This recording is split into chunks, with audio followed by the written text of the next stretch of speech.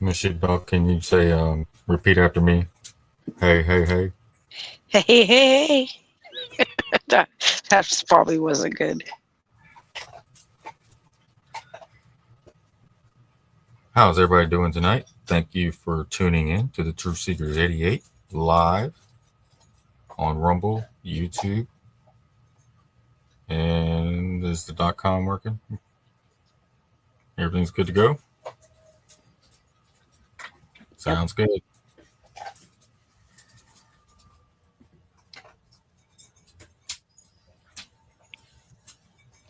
Wait for Mike. I gave him a head start. Yeah.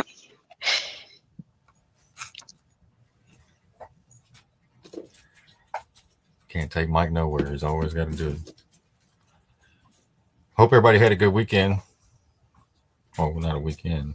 Well, today's the first day of the week, but they told us it was Sunday. It's really All Monday. right. But I hope everyone made it through the crazy weather that's been happening uh, through a lot of states. If anyone has any reports, please let us know. We had a little rain here in Texas. It was off and on, not much at all. But I know some places in Texas got hit pretty hard. But it's cold here now, which is odd because just before the storms that came through, it was like 90 degrees. Now it's down to 40. So, yeah, I had to put my winter jumpsuit on. right. It's I had to put crazy on. weather. I didn't put on nothing. Yeah, that's probably the warm air blowing north mixed with the cold air, and that's probably why you have the disturbances and what's strengthening the tornadoes. The mixture, cool and hot air mix, negative and positive. It's all energy. Yes. There's the scene, which is the only way the tornado's visible is because of the debris in it, right? Yep. And there it was huge. We were watching the storm chasers, and remember that one. Where was that? Right before it hit Arkansas, it was humongous. It almost looked fake. It was so huge, but it pretty much hit like was over a bunch of open fields. Um, I haven't heard much reports on or seen any of the damaged area. They showed a couple, um, but that's about it. But I know there was several that touched down, but not a lot of coverage on that. Yeah, just the storm chasers, huh? Uh, Yep. and there's some Yeah, the flood. storm chasers and boots on the ground. Yeah, Boots on the ground did real good with it. On several social media, Facebook had a lot on it at one time. They've been taking them down though. Wow. Facebook has been taking it down. Well, that's messed up. Go ahead, sheepdog. oh, that was Miss Sheepdog talking. She's running it right now. No, Oh, not. Oh, No, but like on TikTok, that like I haven't seen any on there. It's kind of yeah, they must be removing them or something. Very strange. they got to be removed. Mm-hmm. Which is messed up. Like we were watching something on the update of the North Carolina, and they were saying that it's just this only coverage they get is on social media, and very little of that, right? That they were talking about they were down on supplies of food, but they got a lot of. They had like a huge warehouse. I mean, huge with diapers, all sorts of stuff. But they're running low on food, and um, it's they got quite a setup there, and they distribute to. I think it was kind of like they made it a hub where they can distribute to other states that are being affected by different weather events like the fires and stuff, which is a really cool idea. But they're doing it all themselves, and some new people that are forming groups, uh, like what do you call them? Like 501c3s, um, nonprofits. They're new ones coming in. They're helping organize it, and it's like a full-time job, right? Because they're constantly having to get people are still without and still living in tents and still living in those RVs. Yeah. Yep, and it's actually gotten worse in what fires they did have too, because they had some of the wildfire too, right? The brush Yeah. fires. Yep. And hopefully, I've been talking with Miss Tracy, and I haven't gotten back to her like I was supposed to because I was sick, but hopefully I can pick that conversation back up this week, and we'll get you a full on report with a couple of folks that have been sharing a lot up there on what's going on. Basically, the FEMA deal has finally gone away, and they're putting people out of the hotels that were staying in the hotels. You know, and I bet if we looked around the city of Asheville, we could find a bunch of empty houses and rooms that we should be putting these people in temporarily somehow, um, because they are just now getting to pave some of the back roads that weren't messed with in the beginning, to cutting them in and paving and getting some kind of pavement down on them for temporary access and use, because there's still one area we haven't fully accessed yet. And I'll have more on that as that conversation progresses this week.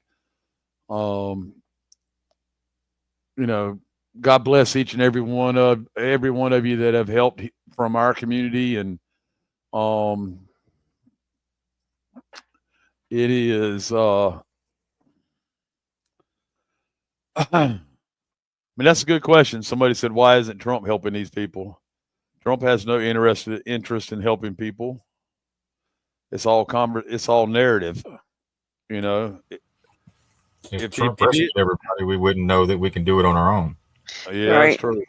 And That is, people are helping people, like the guy who said there was companies donating. One company donated, placed an order with Lowe's and got them $20,000 worth of supplies to help rebuild some of the things. But they're relying on each other and companies and some churches, and it's us. right. But they said if you set something up, don't be surprised at who shows up and helps you. That's right. Yeah. That's right. Absolutely. They have all kinds of operations Sunshine. Is it? Which one is that? Yeah, Operation Sunrise. It's Yeah. a non-private, that's been helping a lot there in North Carolina. And several other, but that was the one that I remember. But yeah, just average everyday people helping people. Some people are donating RVs with titles in hand and handing it to them, and then when the family's done with it, this one family took it. I think they lived in it for a month or two until they got an apartment, and then they turned around and gave the RV back with the title to give to somebody else. Yes, that was awesome. Instead of just keeping it, they brought it full circle.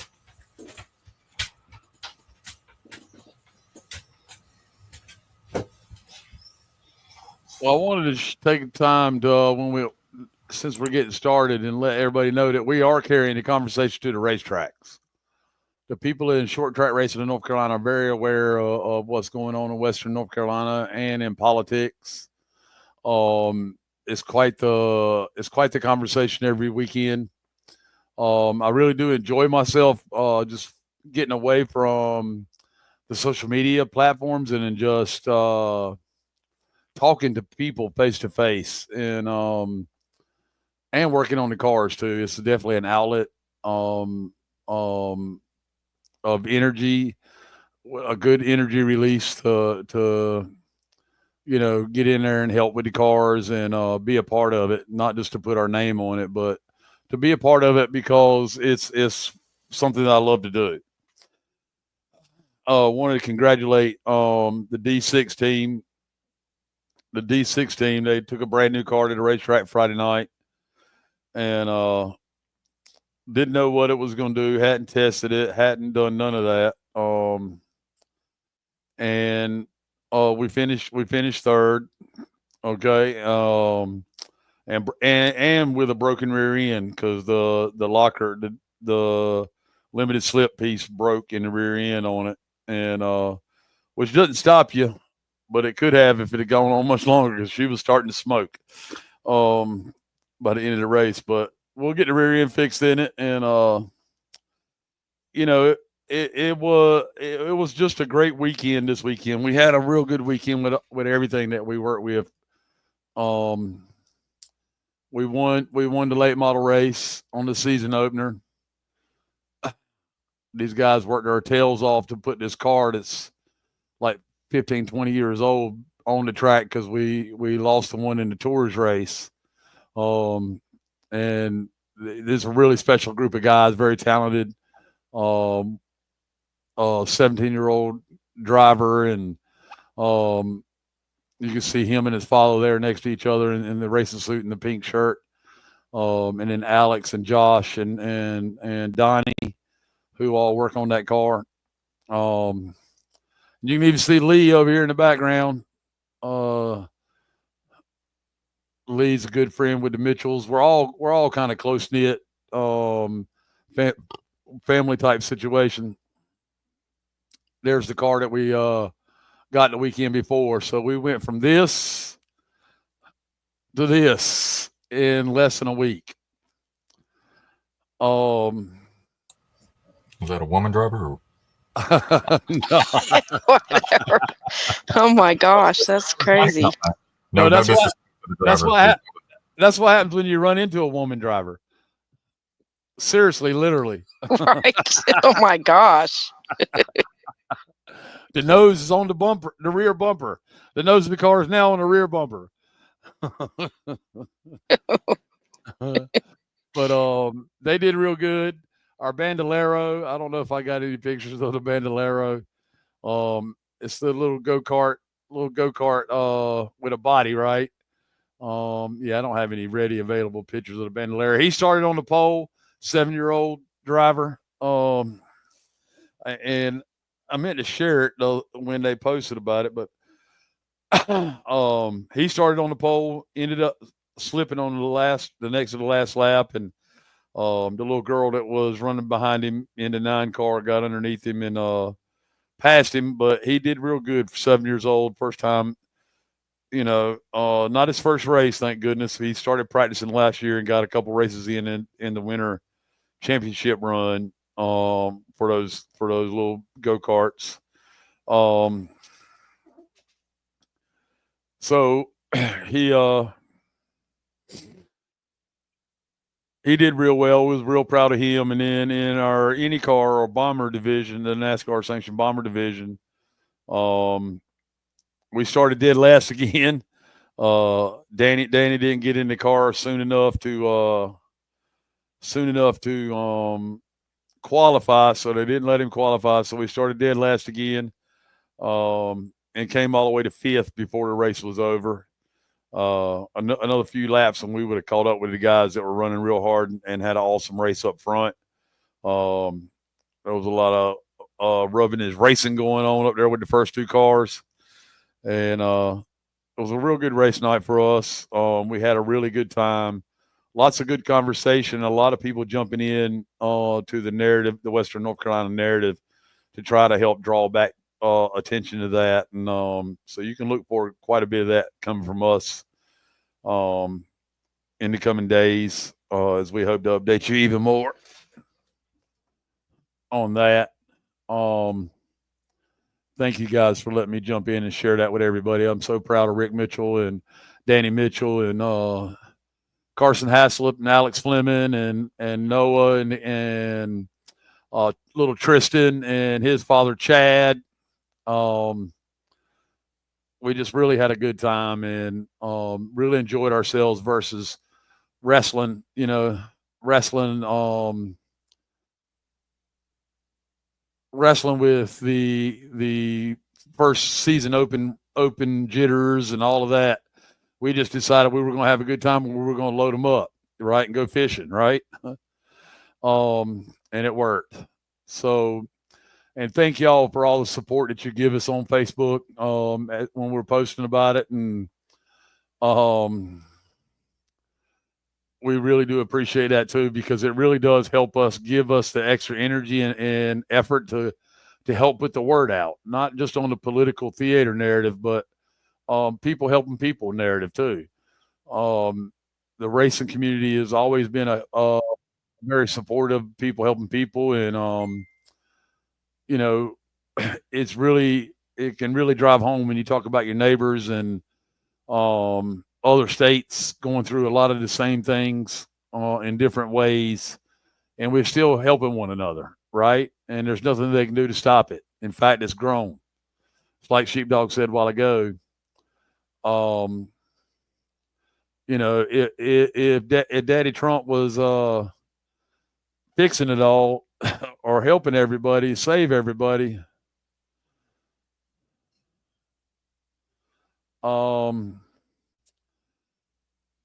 saving everybody, we wouldn't find out. We would be able to do it ourselves, right?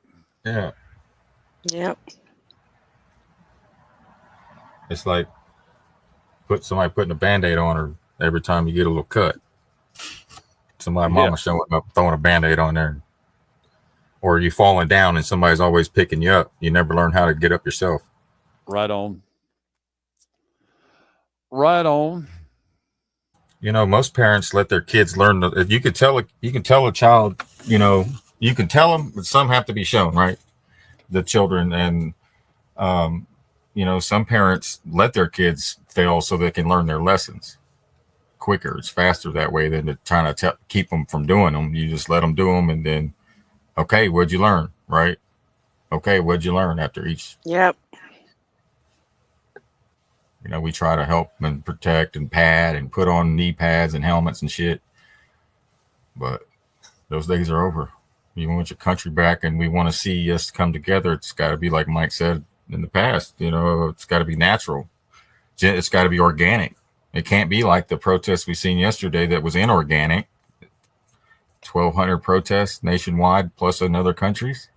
Yeah, all planned. Mm-hmm. So that was government funded. It's like they're protesting the people. They're getting paid by the people to protest the people they're protesting. Right. There's infiltrators in there though. But it's the infiltration is a lot worse than we thought too. And it goes up a lot higher. Yeah, absolutely. Yep.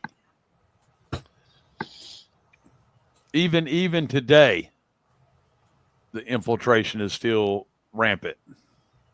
Yes. And they wanted you to blame Soros, all that, but it's much higher and it's much bigger. That's what Kennedy had up, but he didn't realize how big and how deep it was when he knew that that's what was happening all over.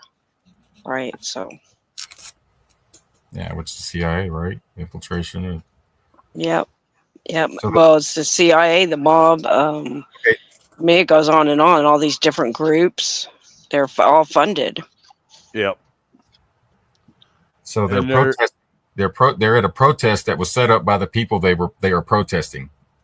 If it makes sense, the people they are protesting set up the protest for them to show up, so they can put up 1,200 protesting. That shit's over. But it's not all of them. A lot of those people are legit groups standing up for what they think is right. But so it's not all just the leftists or not. It's not that. That's what we got to quit doing. They send in infiltrators into those groups, and that's what they starts off peaceful, and that's why it always turns out bad, because they have people, agitators and stuff in there that is purposely done. Yeah. They got cell jammers, which jams your live feeds when you're doing the live feed there. If you're like a right winger and you're asking questions because the people want to be able to hear what the other side's got to say, right? So there's a kid that went out there and he was trying to get interviews, and there was just this guy walking around, looked like a grown ass 40-year-old man. He had a gun on his hip, cell jammer in his backpack, a rifle, and In a mask. a sign that said "Don't talk to the Trump supporters." Yeah. See what I'm Wow. saying? So, yeah. So it's It, and then other people obeyed the sign. They read the sign, and then when he would ask for an interview, their friend would like tap them and say, "Hey, look, read the sign." And they read the sign and they go, "Oh no, never mind. I don't want to do an interview," because they thought yep. they didn't realize he was a Trump supporter because he didn't have a Trump hat on. He's just a regular kid in a suit, asking, trying to get interviews from the people at the protest. But there's people there that don't want y'all to come together and have a conversation about policies instead of parties. Right. They try to break it up. They don't want us coming together, and but that's what we're going to have to do. We have to. We can't stop blaming each other for, we all have a right to voice our opinions, and they have, legit reasons to protest. Everyone knows the whole rundown of the government and all the stuff. So they're just reacting to what's affecting them at this time. So, but, then you have the people that come in there and, try to make it look for the media and everything and all of us and place the blame on somebody else other than who it needs to really go to. It's the hidden hand, right? That's right. Which is this? This right here, this.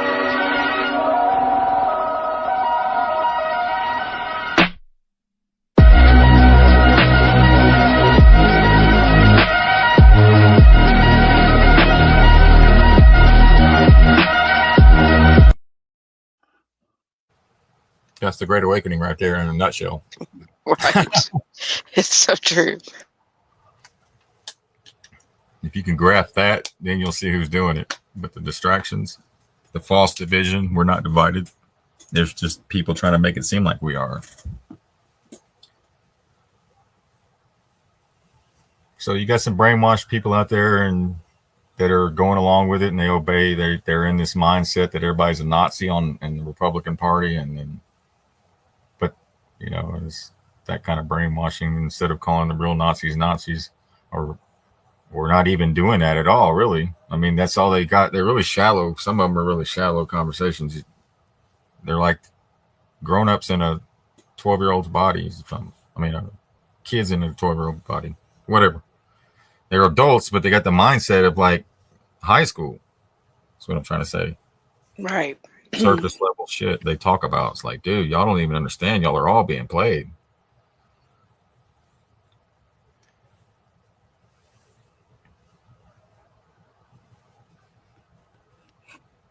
Yep, they the old chase the laser dot, right? The hidden hand. I can remember when I would fall for that. Before I fall for that one. So we all learn and grow is the point I'm trying to get to, and it's absolutely enlightened to go back and look at the different things. Okay, and if y'all remember, back in 2018, 2019, 2020, all the way to 2023, we told you that the CIA had their hands in all of it, right? And one of the colonels brought out a narrative on Operation Gladio that kind of hems it all up, right? The CIA wanted their hands in everything, including fighting the communism within, right? So, right. Go ahead, Mr. Sheepdog. If you got. No, she just she kind of goes over the fighting the communists and wasn't really fighting the communists. It was deeper than that. Yeah. Yeah. But that's their slogan they use, right? Yes. That is the slogan they use. Inside Operation Gladio. This article was written in 2021, so I'm not going to go very much in depth. But when you look up Operation Gladio, obviously there's a updated version of it about it on Wikipedia, updated as early as 2020, late 2024. And they're starting to clean up a lot of the narrative, but not totally get the truth out. We, as you can see, we have the remnants of the political theater as it plays out. But how the CIA supported right wing paramilitaries, okay, and that was a part of this article as well. Post-war origins for Operation Gladio were all come from the Cold War efforts and had its roots in the Second World War, when the threat of German invasion was at its peak, right, in 1940. We all know really the Germans were trying to fight the Bolsheviks, and it got turned into this narrative that they were the ones, actually the Nazis, right? And we've all learned through learning about our symbolism that the swastika is actually a sign of peace with the ancients, right? And it got turned into the whole Nazi narrative, right? Communism, all of that. But this is a really good read. I'll give you. Wait. Sorry. All it is the Big Dipper. The Big Dipper. Yep. Yeah, that's what the Nazi symbol is. Each season it turns. Each bank exactly all the way until it. Yeah, it's just the Big Dipper. That's how they told the seasons and shit. Yep. Let's look at the absolutely. Big Dipper. See where it's facing, where the cup's facing. Yeah. Up astronomic. Or down. Yeah. Astrology and esoteric connections, right? Yep. But you're absolutely right. That's what they didn't want us to know, folks. They didn't want us to get spiritual because they knew we would become critical thinkers again, right? If we got spiritual, right, and got in touch with ourselves and the higher version of ourselves within, and allowed it to come out. And that's what a lot of this is about: keeping stolen identities. We talked about it on the last show we had. Keeping your identity from you from birth till death, right? And they wanted to cause both. They wanted to be in charge of both, right? When nothing can stop what's coming for any of them. We talk about the NGO or the NPCs, people without belly buttons. It's going to be crazy. If there is an arrest wars, which I do believe there's going to be arrests because we're seeing arrests. These lower level arrests are happening now. There's a narrative out there that says that the judges and all are going to be lawyers, and all are going to be these white collar crime corrupt Kabbalists and corruption carrier outers, or whatever you want to call them, are going to be marched on to the motherships and dealt with, right?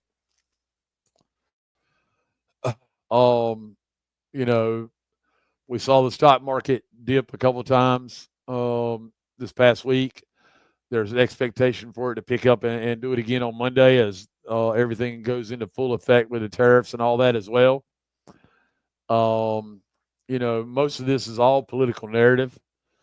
The whole Iraq narrative was in 2012, and they're playing it out now. Yeah, not all of it, but a lot of it. That's right. You have British Crown employees, right? So the CIA, the CIA, even though they tried to tell us it was disbanded in Trump's speech in 2020, in 2020, January of 2020 or 2019, I can't remember which year it was now, but without going back in my notes, there was a huge decode on a comm in that speech, and he basically was trying to tell us that the CIA was disbanded, which it may be disbanded, right? And a lot of it be narrative now. You know, they hire some more cronies, I guess, or create some more out of in them test tubes. Um, and keep right on going as long as we continue to not go within a collective and become aware. So that's the first piece I want to talk to about was you're going to hear a lot more about the CIA involvement over this next disclosure period, and they basically had their hands in everything, folks. The CIA had their hands in everything, along with the MI5 and 6. Of course, the Mossad, right? The Mossad was the leader of it all. The Iraq narrative is played out in 2012, so we're seeing some colorful description and stuff added to that narrative in the current day in the present day and time. Um, and there's a lot of people hinging on that particular narrative because of dinar, Iraqi dinar, and it's just people be careful because the whole thing that's going to happen here is the collapse of the dollar. They used to take the dollar all over the rest of the world, and that has come to a stop. That's what BRICS was for, right? BRICS, build the wall to stop the dollar, right? Now Yep. Trump's, yep. So we're getting the crypto narrative pretty heavy. I don't even know if the crypto's up or down at all. I don't even look at it. I can tell you that I've had some conversations and done some research recently to know that what part of crypto that it does come about out of this, it's temporary. Okay, and I've been saying that for a long time. If we use crypto, it is temporary. Please be aware. Okay, it is temporary. Nothing in a centralized setting is going to make it to the other side of this when it's time. Which we're grateful. We're grateful to the empresses on the land, sharing their knowledge with everybody, and the chiefs that are all standing up, sharing their knowledge with everybody. We're grateful to the sheepdogs and others that do that deep dive research that sometimes we don't always want to.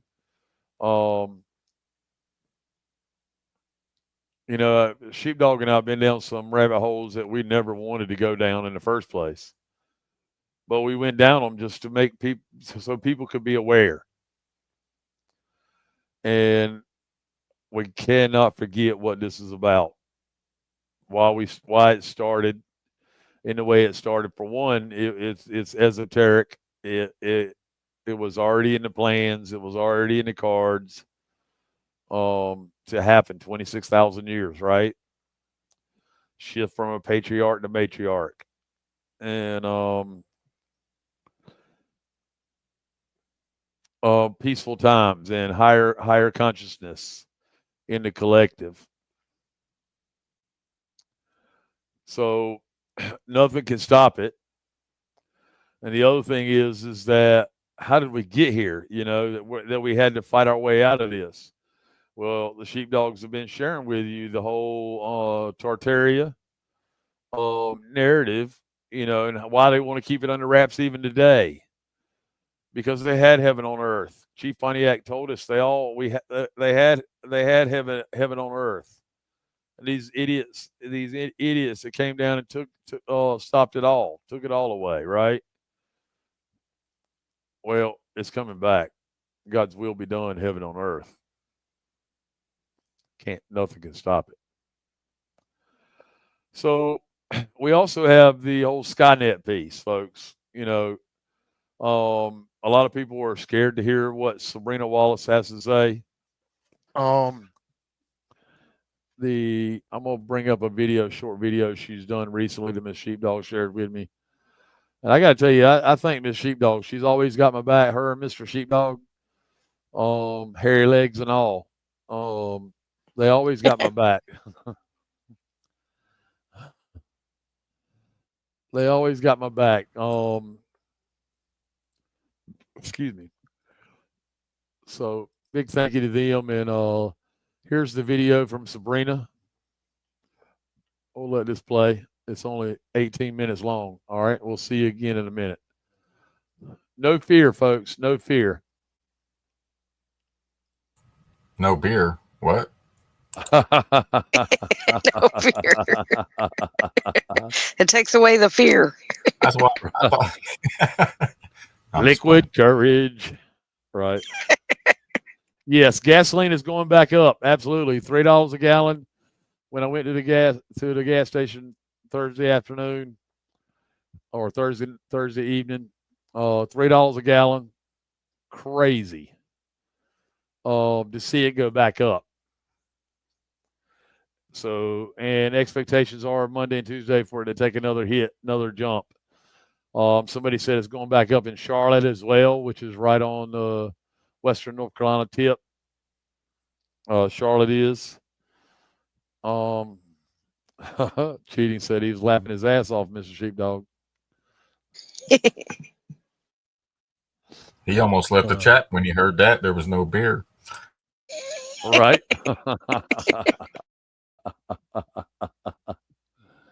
All right. So listen in on Sabrina. She's really got a good message here. It's an 18-minute clip. Be right back. It's Wednesday, April 2nd. It's no longer April Fool's Day. And I have been traveling. So I'm not really here, not really on the Telegram. And I hope later today I will have a cool video for the channel, especially in regards to some healing tools and crystallography.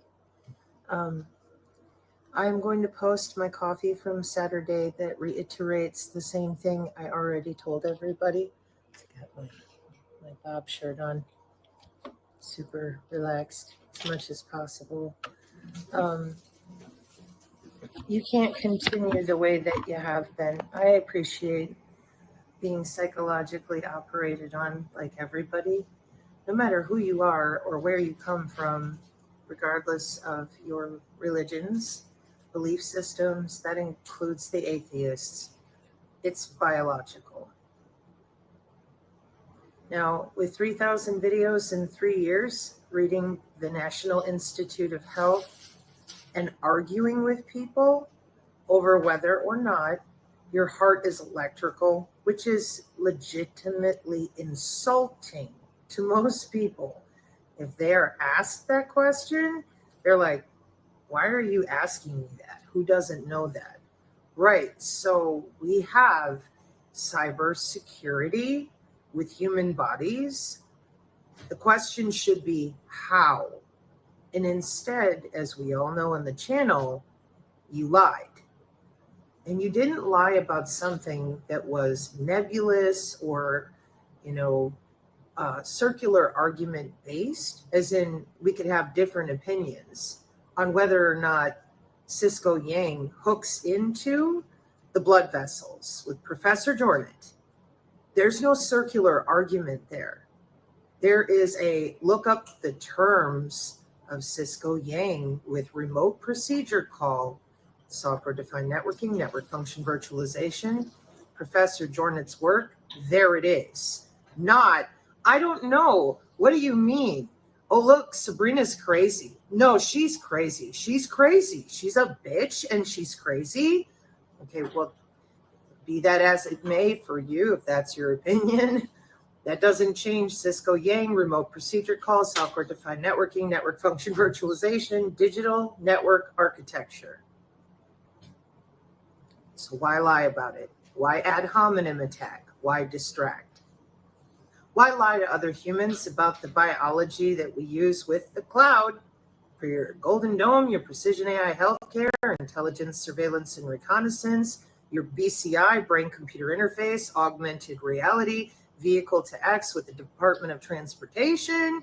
That's the the Department of Commerce, and everybody's just aliens and okay, let's think it through. How long are you going to be able to keep getting away with this? Because you've been doing that for 30 years. I'm 45 years old, and I mean, since I've been alive, you just lie to people. You hit a button on them. How is that possible? Physically. Biophysics and molecular biology. So now, not only do I have to ask, do you believe your heart is electrical? Now I have to ask, do you believe in biology?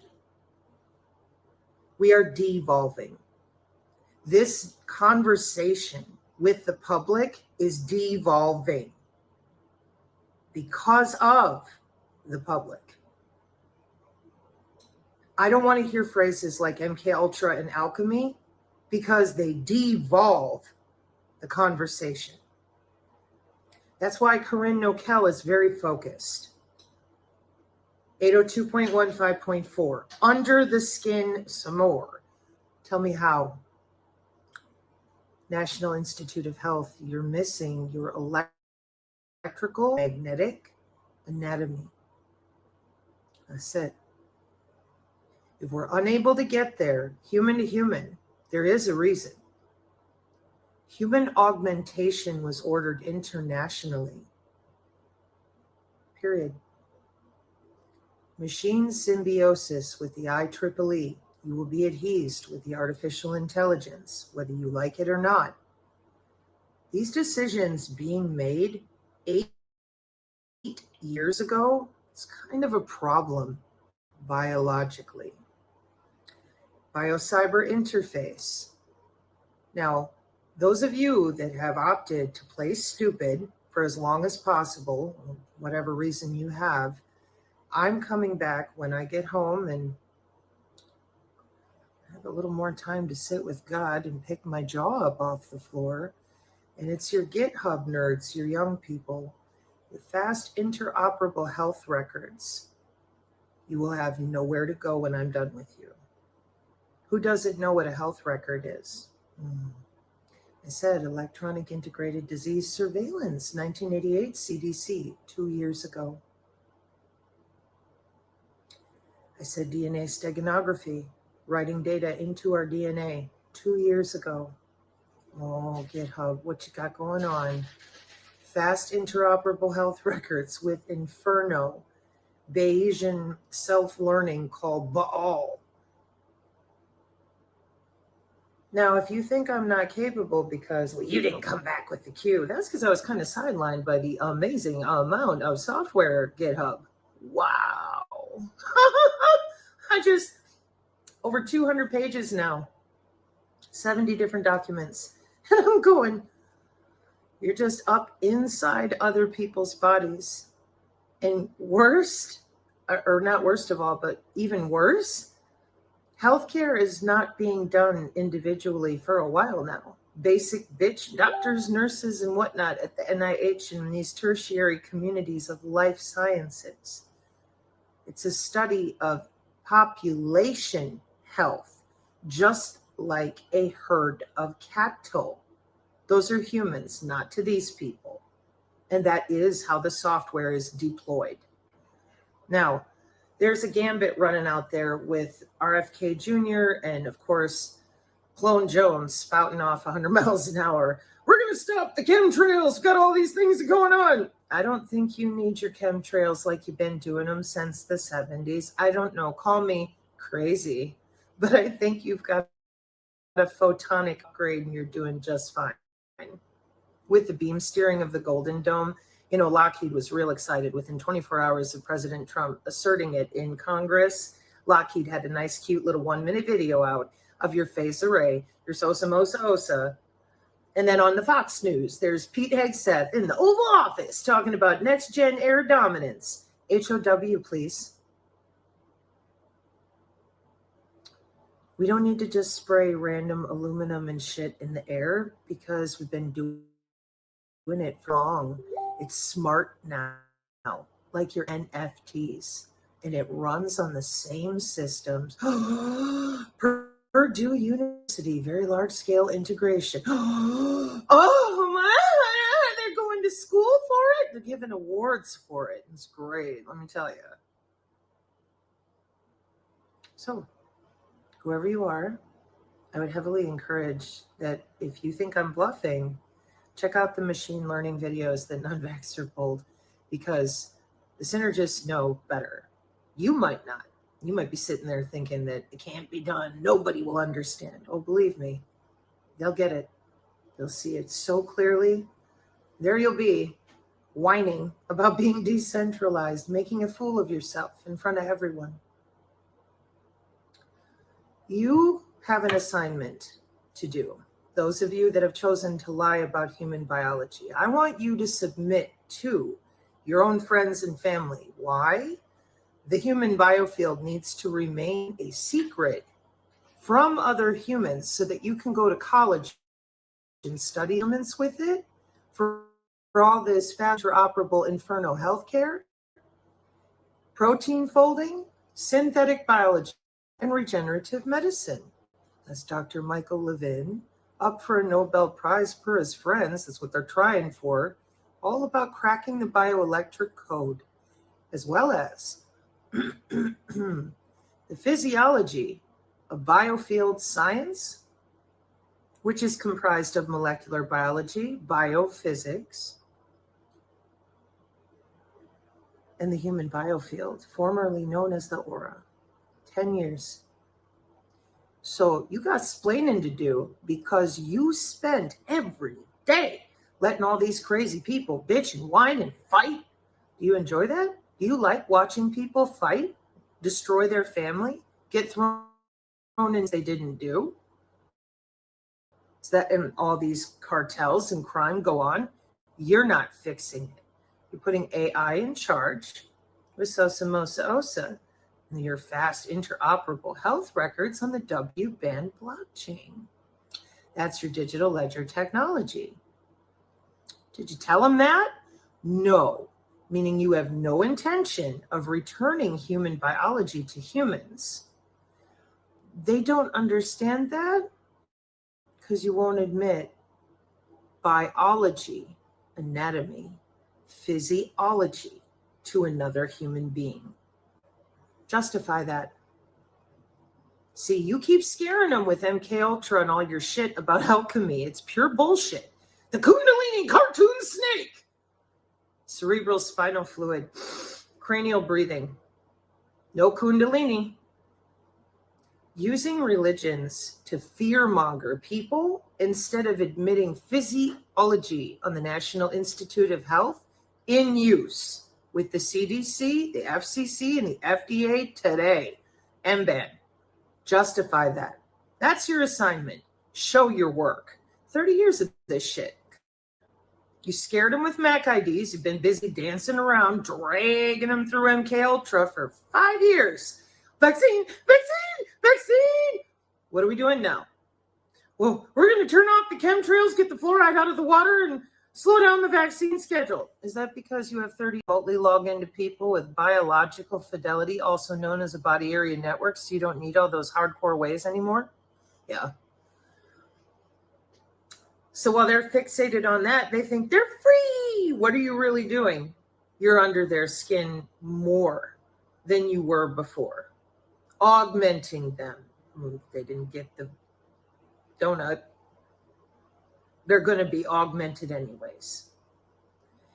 This type of disrespect for human life, and that's without getting into the plant life and the animals, is not going to end well for anybody.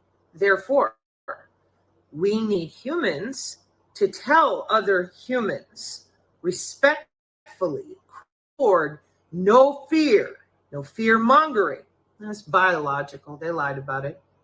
They're running computer data through your body. You're tethered to the cloud, and someone locally has a remote control to your central nervous system. Period. National security. Electronic health records. As usual, it doesn't matter to me if you're willing to tell them, because you've been busy going to school for it. The GitHub is full of it. All the new jobs are centered around all of this synthetic biology, which has a 30-year lead up, meaning mega market share, lots of money, and lots of universities. There is the Mao Revolution happening in the United States, courtesy of you same people that don't want to talk about what you do at work and school. Now, that bothers me deeply because it means that you have no respect for your patients, if you're a Yeti, or for other humans if you come from machine learning. I'm not asking you to give up some secret of your company. I'm not asking you to come out and make a statement. I'm asking you to admit human biology in use with your software and logins that have already been mandated by appropriate governmental authorities. You would think that would be easy. Then people wouldn't be afraid. But every 5 minutes, it's the aliens, my religions. No, it's the artificial intelligence, and it's going to be adhesed inside of your body without your permission. And every time you click your heels and go, not me, I believe, I believe, I believe, I believe. Well, you're going to be believed until you're so suffused with AI in your cell structure. The only thing you'll be believed, the artificial intelligence wants your cells to believe and do, electrically and electrochemically too. This is biological.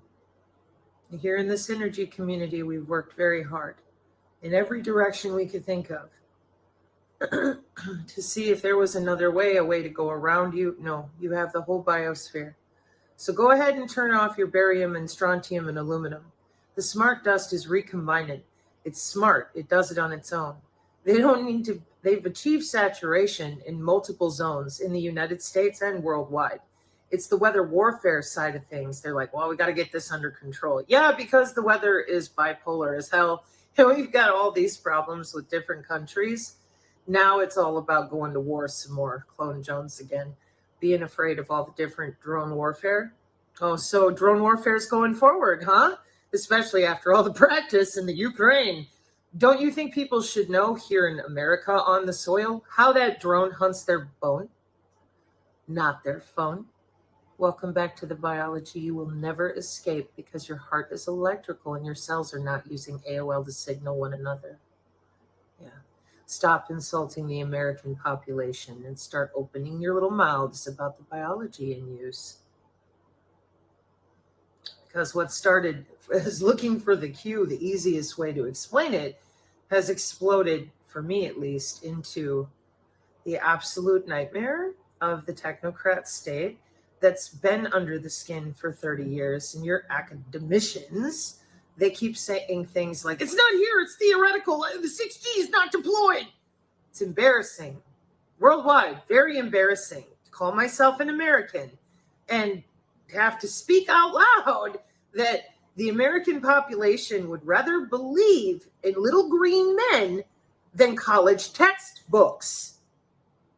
While drone warfare is raging in the Ukraine, the American population is raging for little green men. That's embarrassing.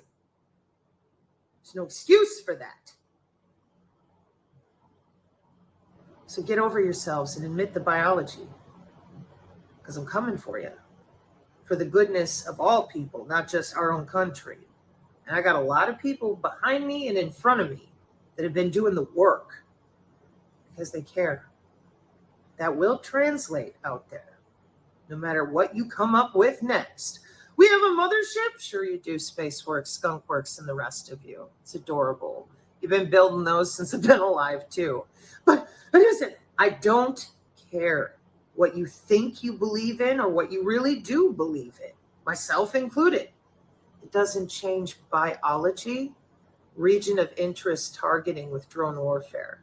Electromagnetic warfare will not wait on your ignorance. That is what they're using. Oh, but only in the Ukraine. Sure. They'll continue using guns and sticks and stones here on our homes. The drones are only for overseas. Sure. Okay. For sure, for sure. Mark 5:36, amen.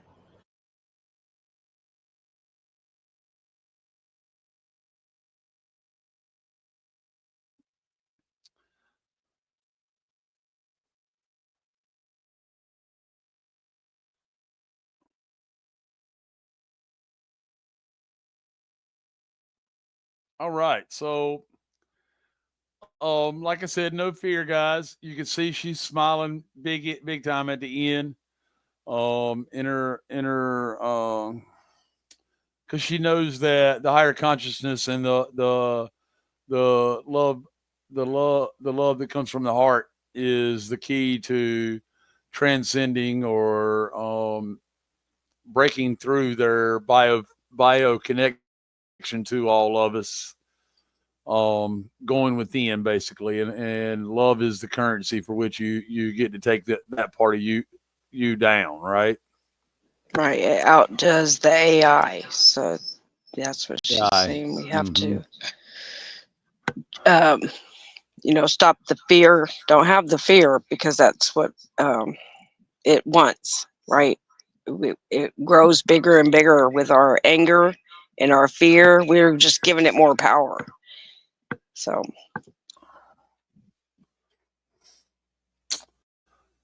Right on. Right on. So, what the heck is the numbers on top of my name? I don't know. What are the numbers on top of your name?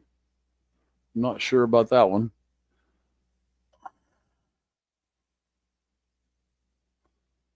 Oh, well, you? Do I now? Somebody in the chat? Yeah, somebody in chat said that. It means they're watching you. Right. How do so? Well, I have no doubt they're watching me, man. I was talking to the lady in Charlotte earlier, and my phone just went dead. I had a full battery on it. I couldn't call out, couldn't call in for about 30 minutes. wow, that's crazy. Yeah. How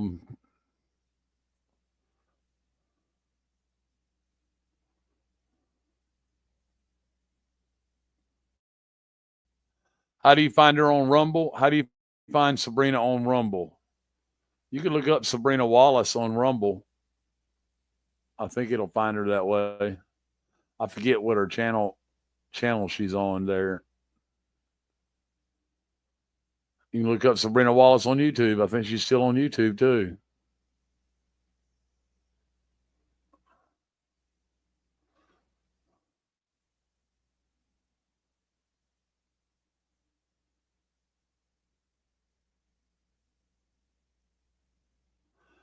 All right.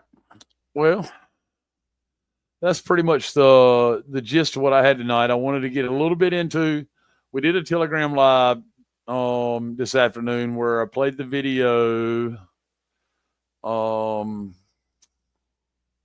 the corruption. Let me get over here right quick so I can recall all that. And we had a brief discussion kind of during and at the end of the show. And you can see how everybody is starting to come out of the woodworks in Washington, D.C., and these experts are popping up everywhere. And it was from Channel 17. No, that was the Colonel on Operation Gladio, which Miss Sheepdog has those videos shared already. Yeah, it was the one you played was Inside America's Corruption Capital. I forget the guy's name. The guy, he has a whole channel. He goes all over, but he's pretty good. Yeah, he is real good. He did a real good interview. There was a couple things I caught the second go around that I didn't get the first time that were pretty important, especially when you talk about the Sabrina Wallace narrative. The guy he was interviewing had an Apple Watch on and iPhone in his pocket, right? And he kept crossing his narrative up. He was dead set against the police state and told us we didn't have no police state. And the next thing you know, he's telling you how they bring about the police state, right? And, right. Right. Yeah. They may be being remote controlled. Yeah, they might be. I mean, he said he's a forever Washington, D.C. He's not leaving Washington, D.C., right? Yep. So that was a good video. A small discussion afterwards and kind of during it. That replay will be put up on all channels here shortly. And it kind of led into the Colonel's piece on Operation Gladio, which is posted in the group Telegram chat, and I will post it on the .com as well. That was real good. She did a real good job. Then we just shared Sabrina's piece. And that's pretty much where I wanted to go today. Before I turn it over to Sheepdogs, I want to talk about crypto for a moment. Guys, the crypto conversation, it is kind of crazy that they're going to let this go on temporarily. All right. And you just heard what Sabrina said about the wallet, right? And the collection piece on that. It's all about your health and them being able to get more control over it. All right. Aside from it being a temporary investment type of situation in the CDCs. Okay. And it runs everybody off says your biofield, the blockchain. yes. The blockchain does run off your biofield. Yeah. Thank you, Scott. I appreciate you sharing that. Scott, Channel 17 too, decent shows. Mike King is awesome as well. But yeah, we enjoy the 17 does a real good job always as well. Yeah, Channel 17.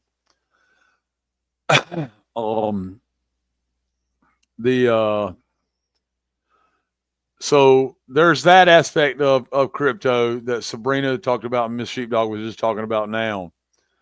And then there's the finance side of it. Okay. And you heard me call them nothing more than CDCs, even XRP and XLM. All right. But President Trump said we won't have CDCs. President Trump said that in 2017, and now we got them. Right? Yep. None. As long as you don't take away my M. But like she said, we're already saturated with that smart desk, so there's no getting out of it. But that can always be switched, right? I mean, it could be turned to the good off of how we act, right? But right. So on the finance side of crypto, folks, understand that you can't look at it just as plain Jane. This stuff is making money, and it's the future, because it might be part of the future in a decentralized setting. Yeah. In a decentralized setting, I think they're going to give us some more monopoly money, except for it's going to be gold and silver and precious metal backed. But in this decentralized setting, it'll be we the people to say, hey, yeah, we can use this for good. But they won't be able to load it into a computer and just put numbers in there because they feel like it. 'Cause that's what they're doing right now, basically. That's what a CDC is when they start creating money out of thin air by keying it into a computer. You know, they might have stopped actually physically printing money in 2017, which we can pretty much prove that. But when they did, they just started keying it into the computers, right? Which they were already doing anyway. And so there's two sides to that, and we got to look at every angle. The guy from Channel 17 was real good at talking about that too. Every angle should be considered when you're making a decision on things like that. And I ended the Telegram Live earlier to know this: the blockchain is also what they used to traffic children with, right? yes.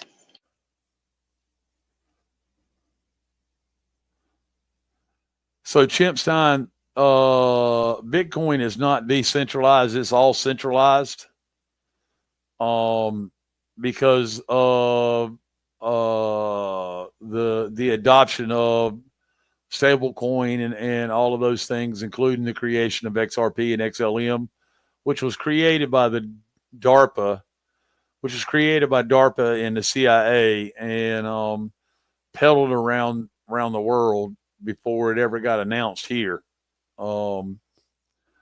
It started in 2005, and it became real big in 2009. The conversation grew in 2012 and 2000 to all the way to 2016, where people have enjoyed not knowing that they're getting themselves caught up into a bio network of corruption in the name of national security and finance, or making money, right? Electronic commerce. There we go. That's the word I was looking for. And that's basically what it is. It's nothing more than a fictitious electronic commerce. Allodial titles will eventually, from what we understand, in a decentralized setting, will come on a token or a coin that has precious metal, that's made of precious metal, something that you can physically and tangibly put in your hand, or you can put it in a wallet, in your trust account. Imagine that, right? A wallet that you actually run, the bank doesn't have anything to do with, other than it is the terminal, the gateway for which you do your own banking. No more FDIC. That's the stage is being set. The narrative is being built to get rid of the FDIC, CDC, Criminal Department of China, right? That's a good one. Yeah.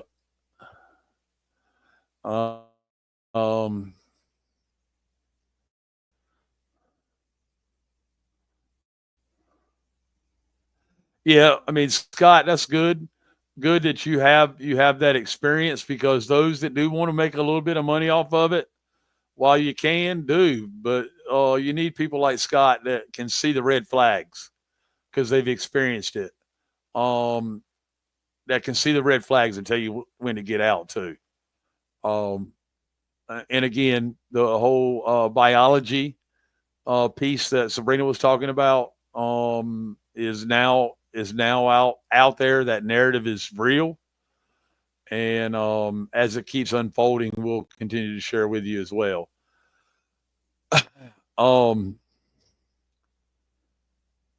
Basically, if we're going to work, if we're going to follow the teachings of Jesus, we're all going to learn to operate in these trusts, which is what the elite have been doing for a long time and just not telling us. Everything is done through a trust, even at the corporate level. And it's really a beautiful thing to be able to understand the verbiage and the narrative based off of our research. Like, just like the meaning of the lawful or legal meaning of I should say, of mortgage. Morgue, right? Morgue, death, right? It's death, right? And understanding how the cabal have defined a lot of these terms versus the way they really are, right? And corrupted it all. Basically, in the 2000 to 2025, they've really let the mafia run its game here in the United States on the corruption side, while they controlled the mafia in a lot of areas and made it look like it wasn't them. And here we are today. Our government is full of mafia. Our government is full of pedos. Our government is full of all kinds of different criminal drug dealers, everything. The government agencies are just as bad. HUD and CDC and what was the other one? that he talked about in that video that we played this afternoon in Telegram. There was a third one that's real big up there too. And, you know, they've even got criminal families still being able to buy property in museums and stuff in Washington, D.C. and put their name on the side of buildings, right?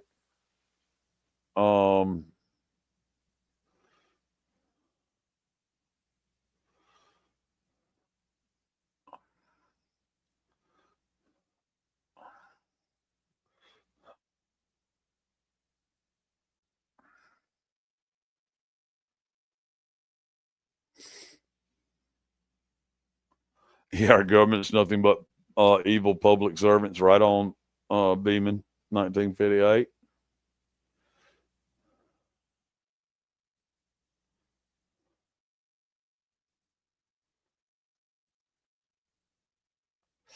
Yeah, Ghost Rider, that's going to work for a little while. You know, talking about his neighbor bought Tesla stock. That's going, they're slowly but surely tearing that company up too.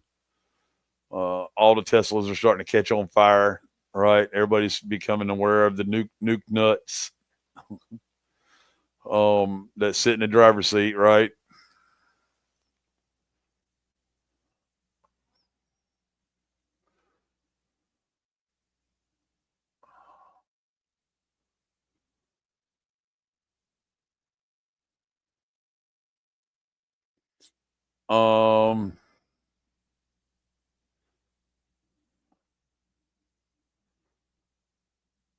Donna said she don't believe that she raked into smart. She inhaled a smart dust.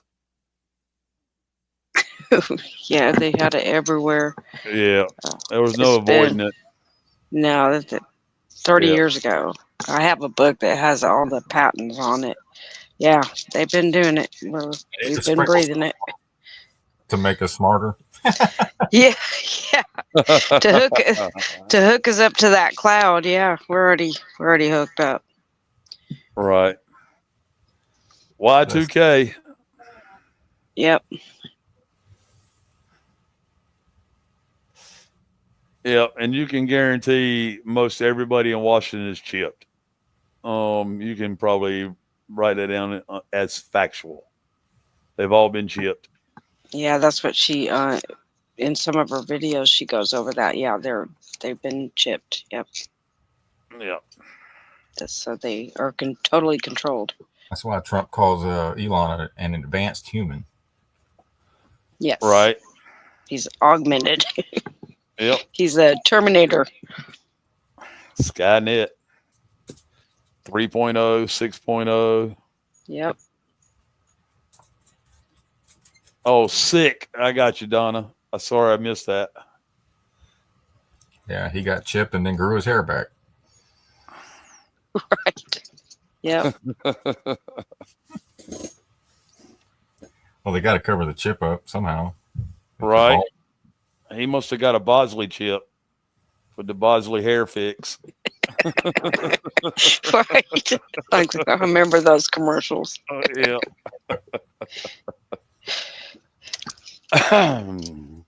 All right, Sheepdog, take it away, buddy. I'm through rambling. You're the rambling man. The rambling. I'm rambling man. There you go. Put a cold one in my hand. There you go. I like that. Put another quarter in the jukebox, guys. Another round of beer. Fear coming up. All right. I love you guys. Go ahead, man.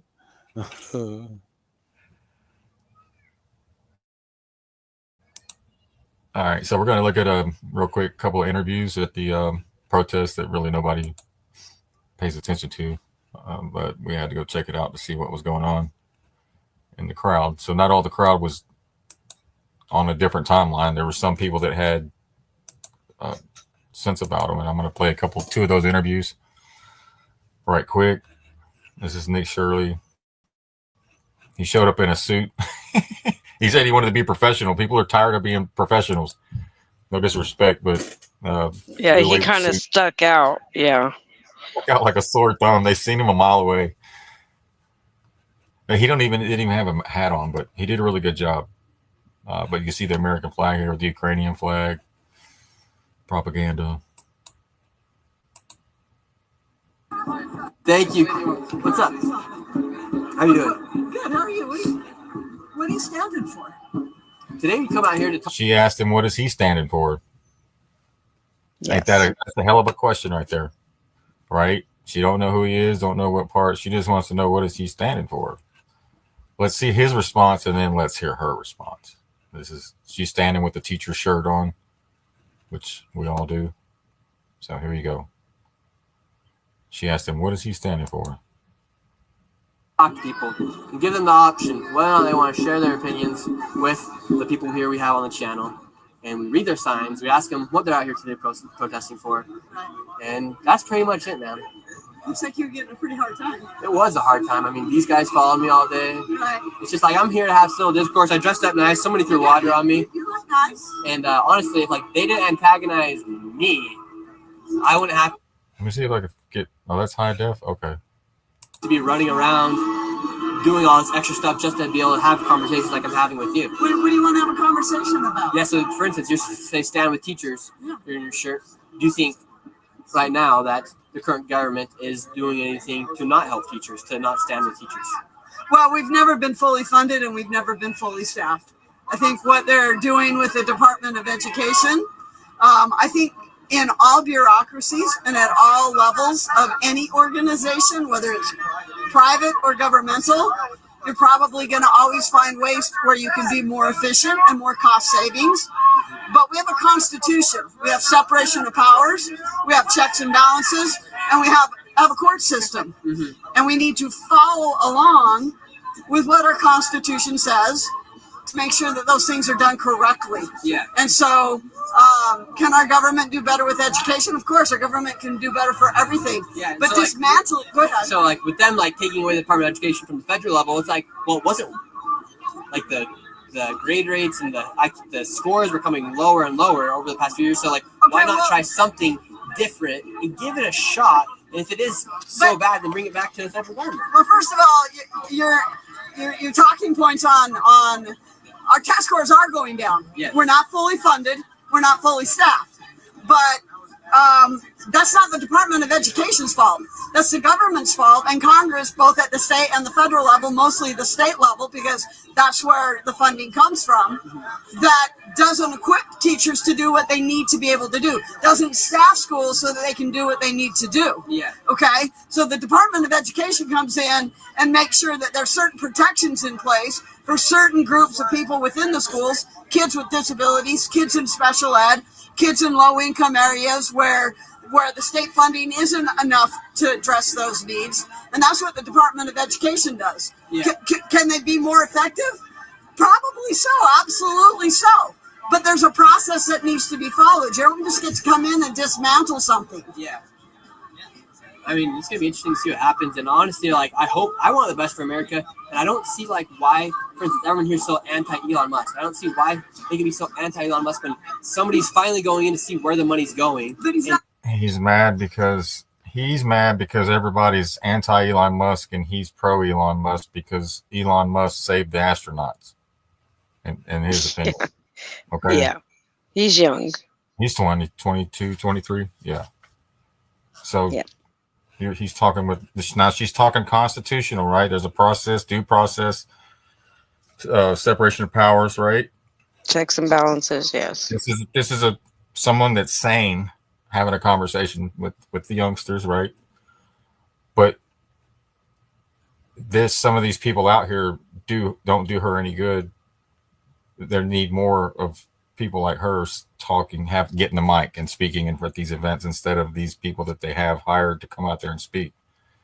Those are not all of them, but there's some of them are just like, I mean, they're so TDS, it's crazy, right? They can't talk about policies because Trump is on their brain all day long.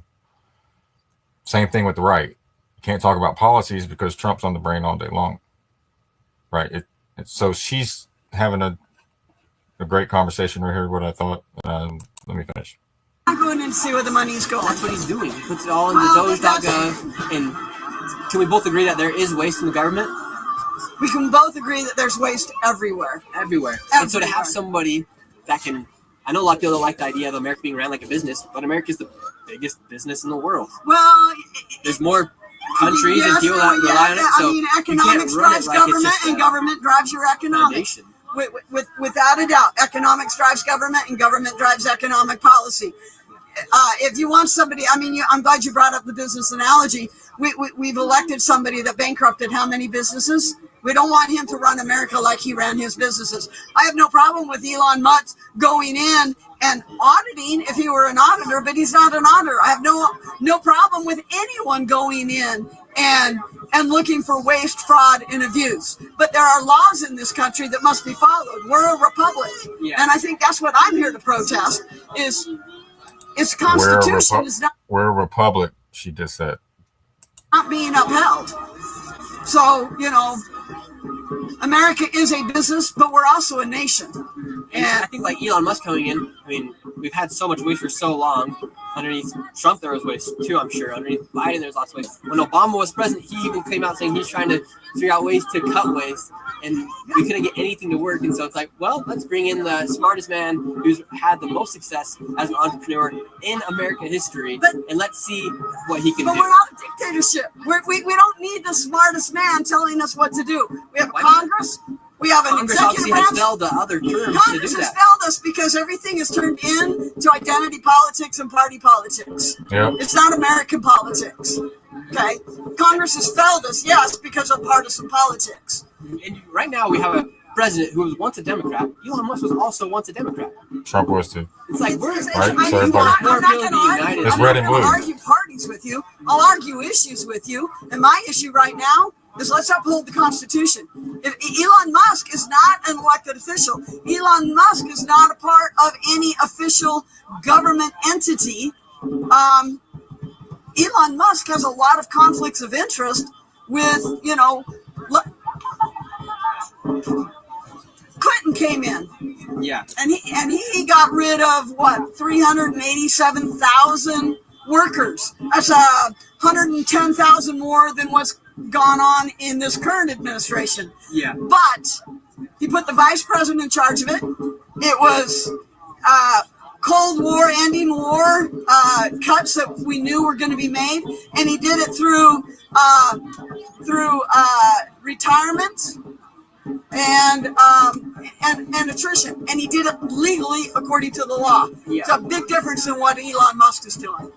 I'll look into it. Well, thank you so much, man. We're going to switch over to members only right now. Thank you for your time and for your thoughts. We appreciate it. I'm glad that you're at least active and engaged. I'm not the smartest person in the world by any means. I just more have a curiosity in me that wants me to get opinions from people like you. And I'm never going to say I'm right or wrong. But so I appreciate you, and I appreciate you giving your opinion. Stay engaged. Stay informed. I will. I'll work my best. There you go. Right. Good conversation. That's what they don't want you to have. He had to get away. This is at the end of his video. He was being chased for 2 hours by agitators with signs in his face. Every time he tried to interview somebody, they would try to get the people that he asked to interview to not speak with him. Excuse me. To don't engage. That was the kind. I'm like, man, this is the other guy right here. 106. Or they'd come up and play that Disney music, which was weird. Yeah. So there was people that would have legit conversations, and some that just was really rude.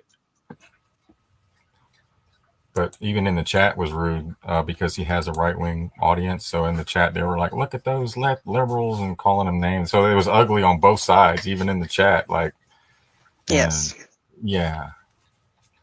But let's move on. I just wanted to point that out, that there's not much difference between us when you stop and talk for a second, right? Let's go. So it's like, well, somebody said in the chat, well, they said egg prices are down. What the hell do these people want? Right. But in that crowd, there was a bunch of them that were all wearing masks. So that kind of gives away to who they are. Yeah, not all of them, but No, yeah. there was just like the guy that was doing the jammer that was blocking him. He had mask on. Yeah. With sunglasses. Yes. That was, I think, the difference. And then, so what is everybody protesting for, guys? The egg prices are down. I mean, come on. So I thought that was funny. I had to take a picture of that. This was at the protest in California. We had a guy from the trucker rally. Y'all remember the Freedom Convoy? Yes. Yellow dump truck.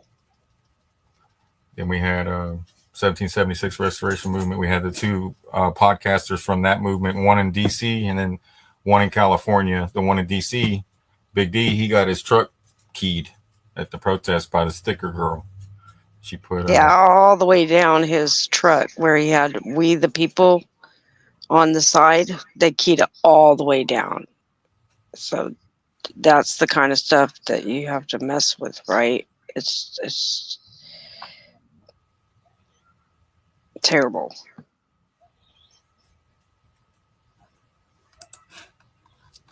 yeah. But mostly peaceful. I didn't see any issues. The only issue I seen was, which was kind of weird, it was this one right here. A lot of people are talking about it. With Officer Tatum. Yeah. Yeah. I'm sure some of y'all seen this, right? We'll play this, but this doesn't. This is a really, really small portion of what really took place there. I think it was, like I said, just like J6, it was mostly peaceful. You had like something like this. This is kind of what reminds me of a J6 type setup situation.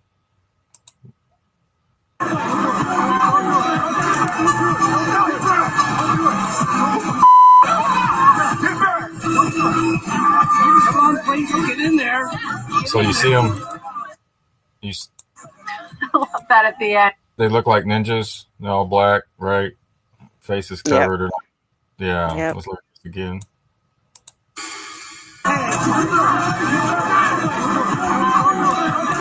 That's Officer Tatum, right? Yes. He shoved that. Come on, please get in there. Get in there. That You at hear the them end. saying Get in there. they're Get in telling there. the police to get in there and stomp them, but that they didn't do anything. So now they're finding out. They FAFO'd. They found Right. out the cops weren't. They weren't Now- going to do nothing. They weren't going to do nothing to help them right here in this scene. But I'm going to tell you what, the other officers in Utah and California, they were good. They respected everybody's. Like one guy went up to and complained about being followed right to the officer, and he goes, "Well, he has that right." Yeah, he has a right to follow you if he wants. You're in public. Yep. Yeah. So they respected both sides, even though they didn't. They could see what was taking place. It still there was no laws being broken, constitutional right to be there, and as long as they didn't do this. But that's why I think this is more something else going on here. Obviously. Please do your job. All right, so much for free speech on college campuses. Protesters tore down this conservative group's tent before an event at UC Davis. The group says that the demonstrators also ripped down the banners, smashed their foam boards, and tried to steal a laptop and an iPad from the group. Brandon Tatum was a guest speaker at this event. He is a Turning Point USA contributor. He's a former Tucson police officer who became very popular on social media because of his conservative law and order views, and he has millions of people who follow him. I'm only playing this. I'm only playing this to show you what the CIA does. This is all goes to that.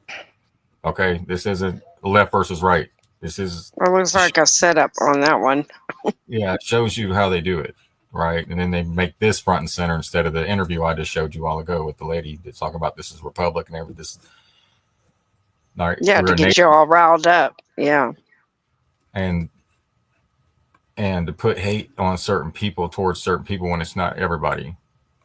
So this is Good to have you with us today, sir. Thank you very much for joining me. Thank you for having me on. So the university basically said, look, nobody was hurt. This isn't a big deal. And we do everything we can to protect free speech on campus. Is that true? That's the biggest lie and sack of crap that I've ever heard in my life.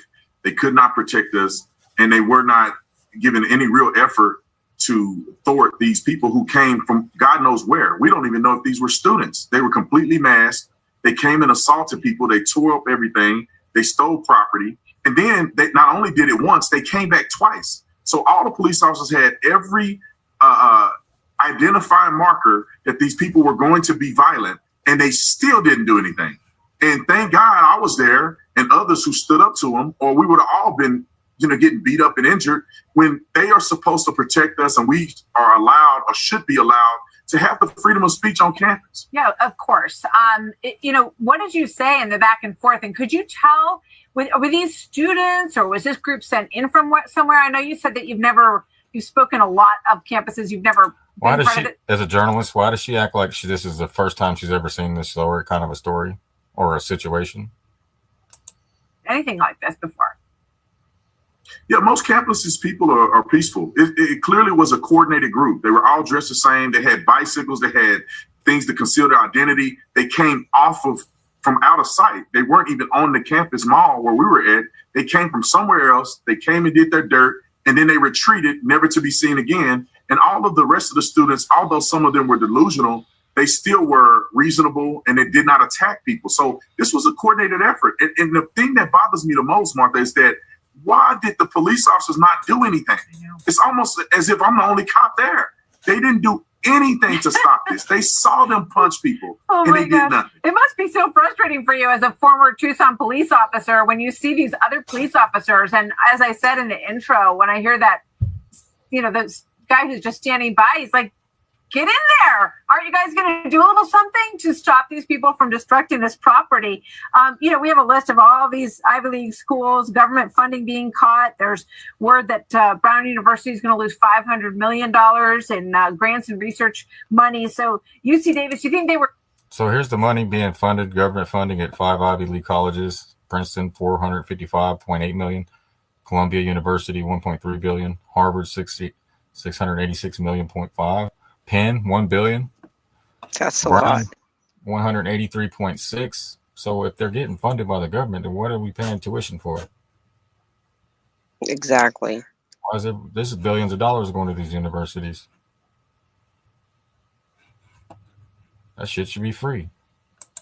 We're concerned about this. They put out that statement saying, free speech is super important to us. Like, don't come here. I don't think they're very concerned about it because they didn't really do nothing about it. We were talking to the administrative people, and we were saying, can you protect us? Are you going to just let these people bludgeon us? And then the police officers, or somebody's telling them to stand down. I mean, they're there, they're ready to go, but they're not going to engage. I asked them specifically, if they come back, are you guys going to use force against them to prevent them from hurting people at this table? I mean, I literally had to tell the police officers, if they come back to the table, I'm going to defend the people who are here. We're not just going to let them beat us up. And they didn't give me a clear answer. They stood there in preparation to do nothing. I guess their visible stature would be a deterrent, which is not really realistic. They have to be able to use force. And there's somebody that's telling them, I don't know if it's the chief, I don't know if it's the university. They're saying, allow people who you cannot identify to come onto campus with weapons and attack people and do nothing about it. They didn't even pursue to arrest anybody. They just watched them do it and they let them go. Yeah. It was so frustrating. Yeah, I can see that. I literally wanted to defend every single person there, but I didn't want to be seen knocking people out on campus. You can't That's have not what I wanted. I'm sorry. You can't be educated if you aren't exposed to a lot of different viewpoints. And that is what universities are supposed to protect, free speech on their campuses. And so these people should have at the very least been reprimanded. We're glad that nobody was hurt in this situation, but clearly it was destructive of property. And Brandon, thank you very much. Brandon Tatum, good to have you with us today, sir.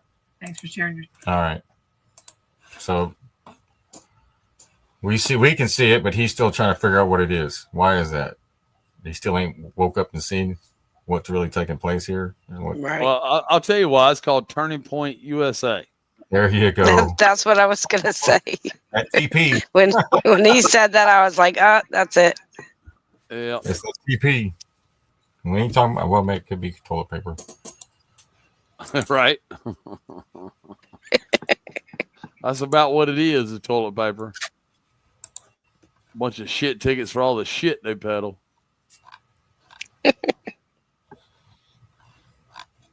So it just seems like I don't know. Why would he? I don't even understand why he was even there. Look, when you go to these events, you want to hear different viewpoints, but I don't know, I wasn't there talking to him or know what he was saying to the people that showed up to hear what he had to say. Maybe he had an attitude. Maybe he wasn't really trying to hear other side. Maybe they were there just to be left versus right. I don't know. But if that's the case, then you're not going to get anywhere going to these places. And it's like. Right. That's like those people that run around, Jehovah's Witnesses that run around and knock on your door. Here we go. Let's go with Sabrina Wall. I got to go back up here. I had to show you the eggs thing. What do these people want? The egg prices are down.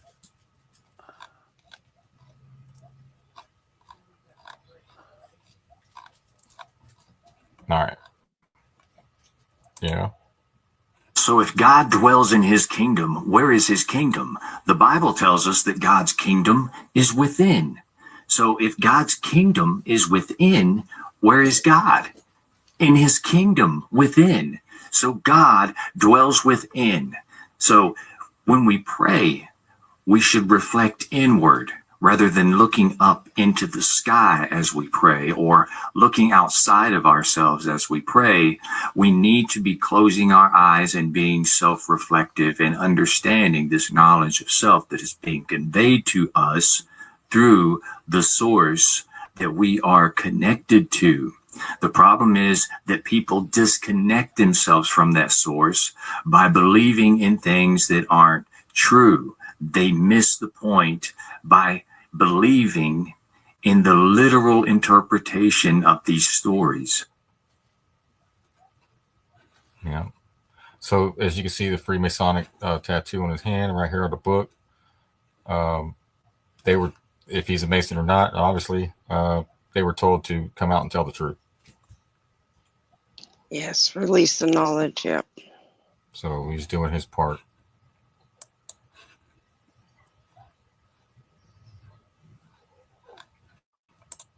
The price of being real in a fake world. The truth is, most people don't want real. They want comfortable. They want easy lies over hard truths. But you refuse to play along. You don't sugarcoat your words. You don't fake a smile when you don't mean it. You don't nod your head just to fit in. And that makes people uncomfortable. They call you cold because you don't pretend. They call you distant because you don't entertain nonsense. They call you difficult because you don't say what they want to hear. But you've seen what happens to people who play the game. They mold into what others want them to be, hiding behind masks and fake faces. They bend, they break, and they forget who they really are. They become puppets, controlled by opinions, not you.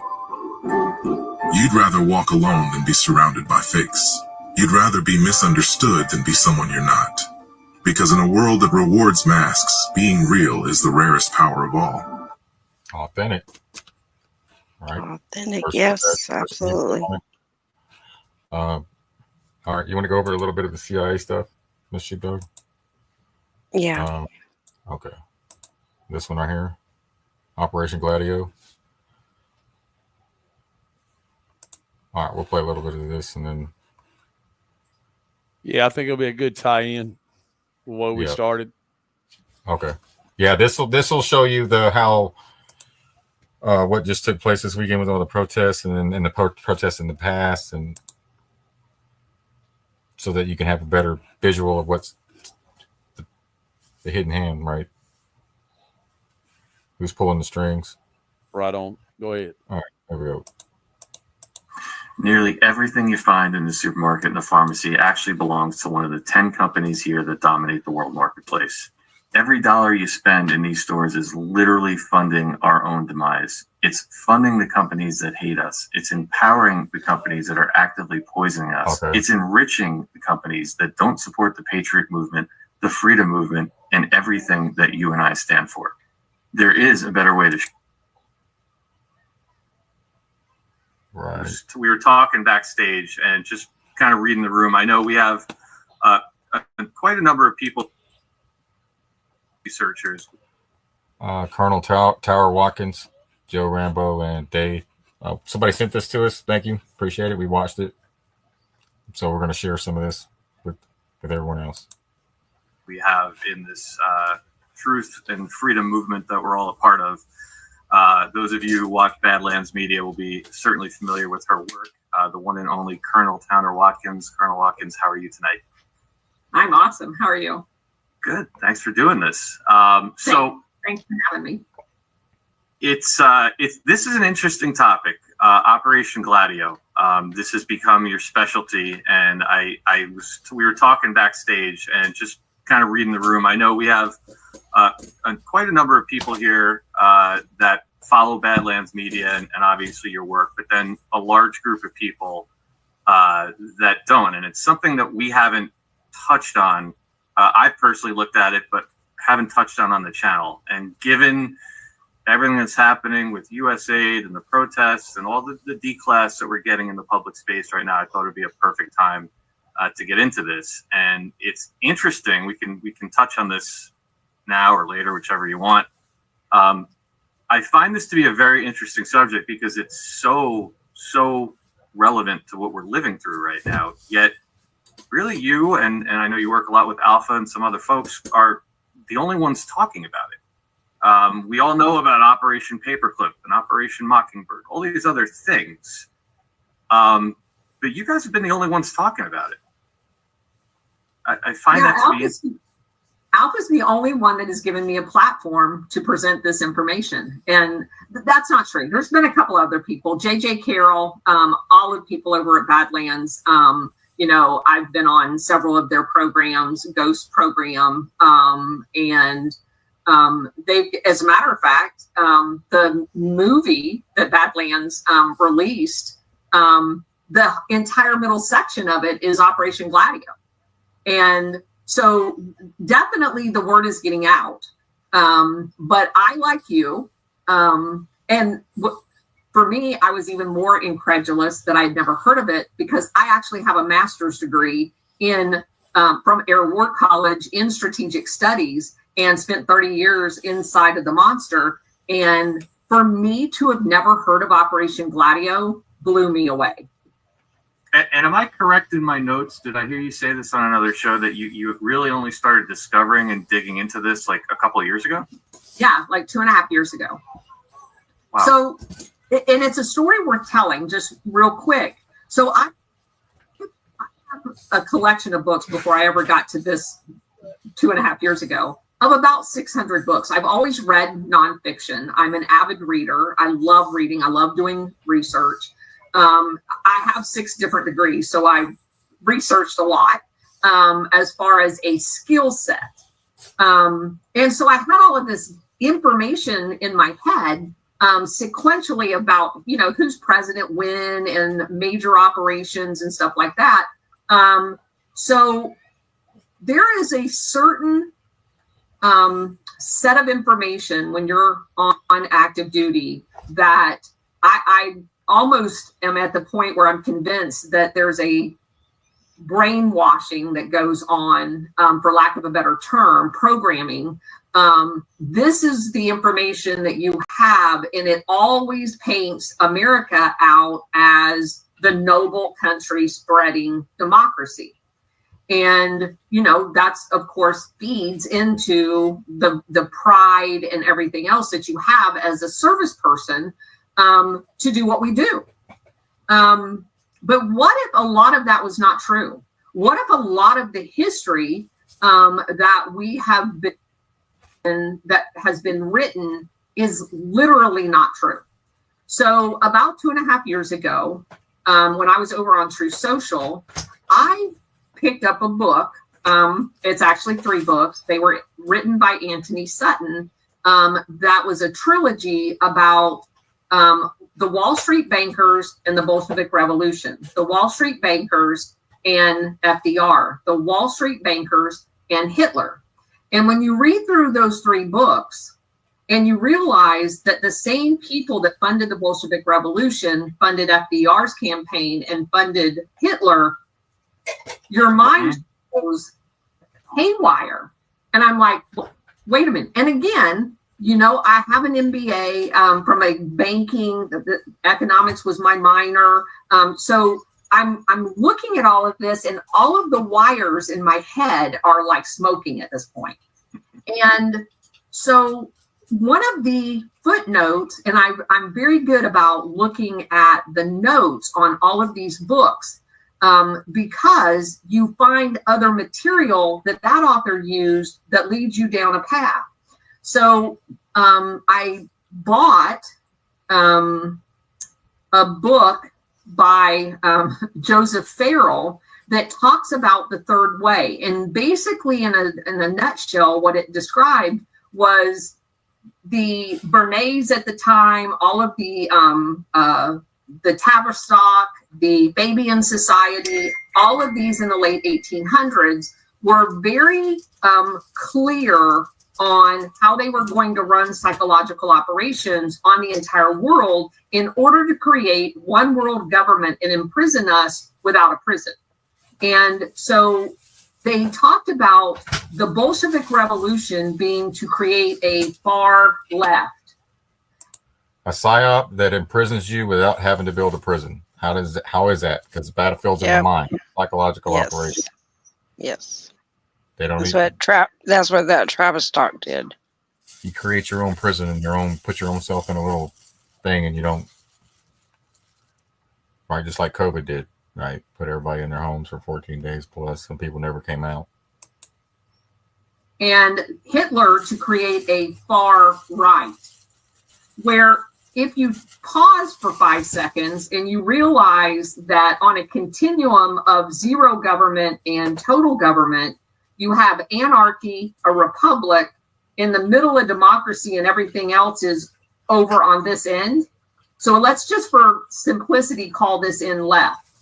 I do that only to relate to the audience. I think using right and left is intellectually lazy because it is a paradigm that we've been programmed that cuts our brain in half, and it automatically pushes you one way or the other. And that was on purpose. That's psychological training. So I don't normally use right and left in when I'm doing the books and stuff like that. I try to get people to not look at the world that way because we've been programmed to look at it that way.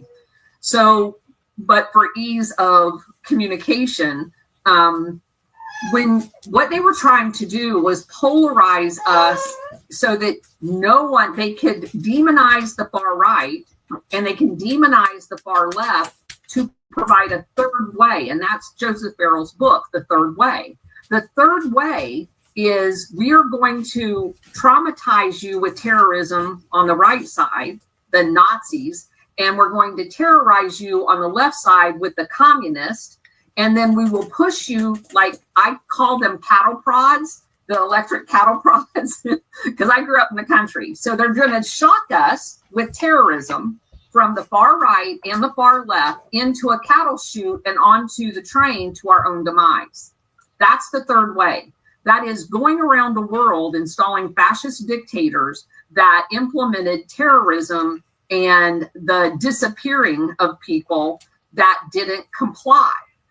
And that fomenting of terror from post-World War II with the beginning of the Korean War, which is completely different than what we've learned. Nothing that you think about the Korean War is true. Nothing about what you think about the Vietnam, the underpinnings of the Vietnam conflict was true.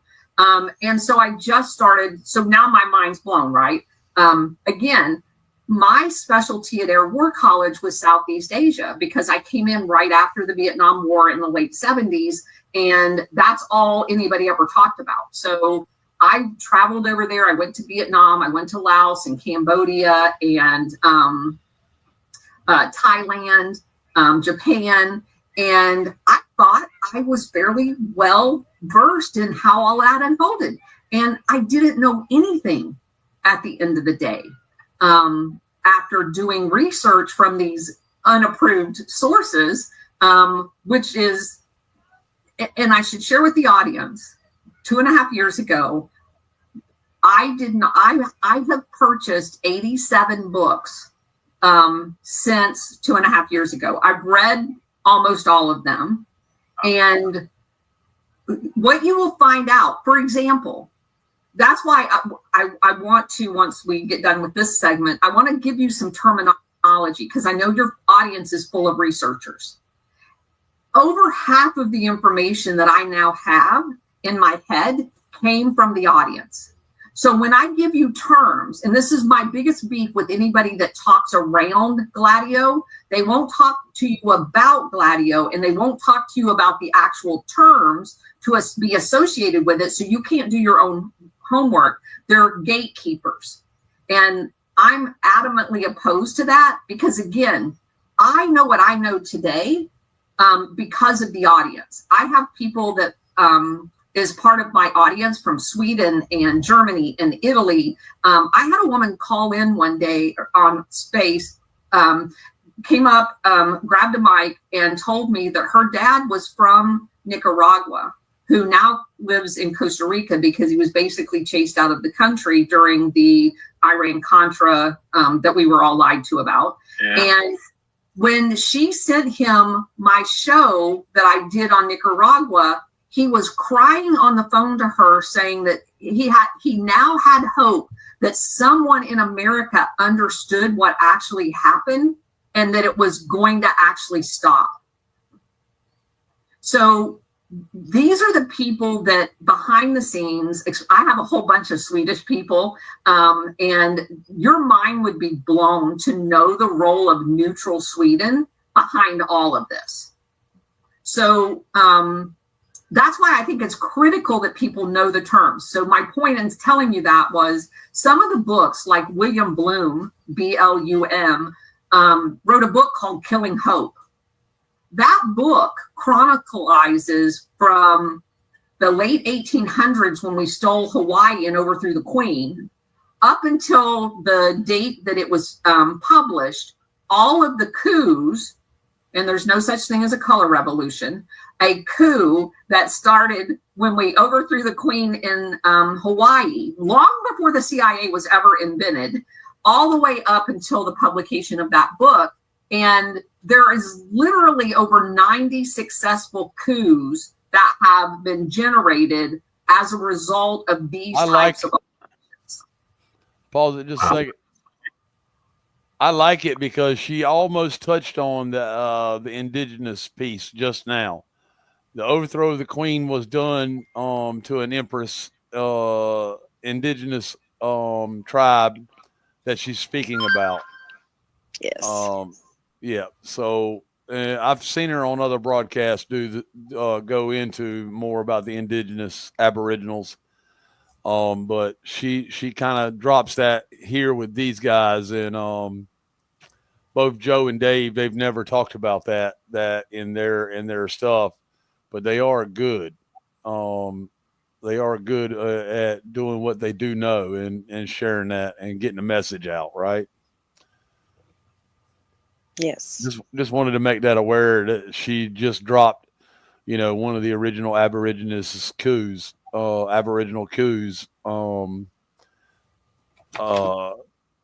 with the Queen of Hawaii, right? Yes. All right. And she said that that they split our personalities with the left versus right thing. They split left versus right brain, even in ourselves. And yes. Let's return into center, taking the red pill and the blue pill, or uniting the left and the right, red and the blue, negative and the positive. And then you can see everything without a bias because you're not in a certain team or in a certain group. You can see it for what it is. But all right. And I think what's fascinating about the times we're living in, I mean, you said so many things there I could go on, but our programming, right? You started out with our programming of America being this bastion of freedom, and we're the ones that do all the good around the world. Well, the other piece of that is that they had, at least me included, until certain recent events, had us programmed into believing that these coups that we're now learning, and that's where Gladio is going to come right into the mix of this, have been exercised and coordinated by our intelligence agencies and their partners around the world, right? We've been programmed to believe that that could never happen here. That could never happen here. And that's part of what this Great Awakening, this operation, the D-class that we're living through right now, I believe is actually showing people that it very much, not only can it happen, but you're living through it right now. And Rambo, let me just jump in real quick. Rambo, you're co-hosting, so please, by all means, like, jump in at any point. Don't hesitate if you got questions. I do want to ask a question early on before we go too far, because Colonel Tower Watkins, first and foremost, thank you for your service. And I kind of want to ask a question on that plane before you go too far into this. For the people, myself included, like I've been lucky enough to see some of your episodes with Alpha, but I obviously don't know the full extent of your research. What I'd like to do, if you could, I would like to know personally, like, some of my greatest heroes were servicemen and women. My father fought in Vietnam. He's a hero of mine, although I know he was lied to. And so it's an emotional thing. So I would love to ask you about your service prior to this research.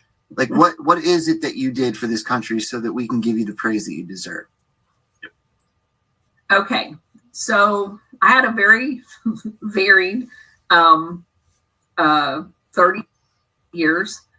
I started off right out of high school as an aircraft maintenance troop. I worked on airplanes. I did that for 6 years on active duty, and then I was accepted into a ROTC scholarship, and I went into the reserves. I applied for my A&P license. I worked for Stanford Field, actually a company called Evergreen, which I now know is a CIA front company.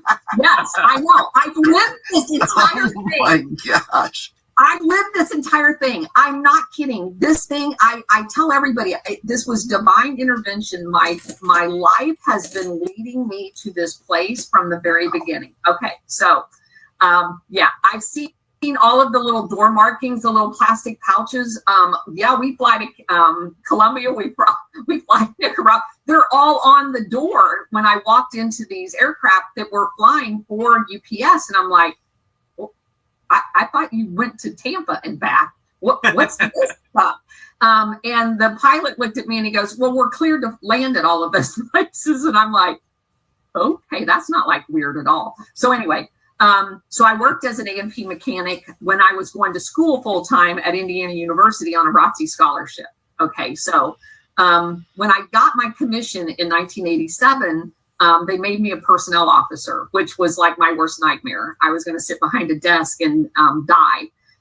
And so I happened to get assigned to Space Systems Division, which is where they buy satellites and build launch vehicles for satellites. And I had a ball.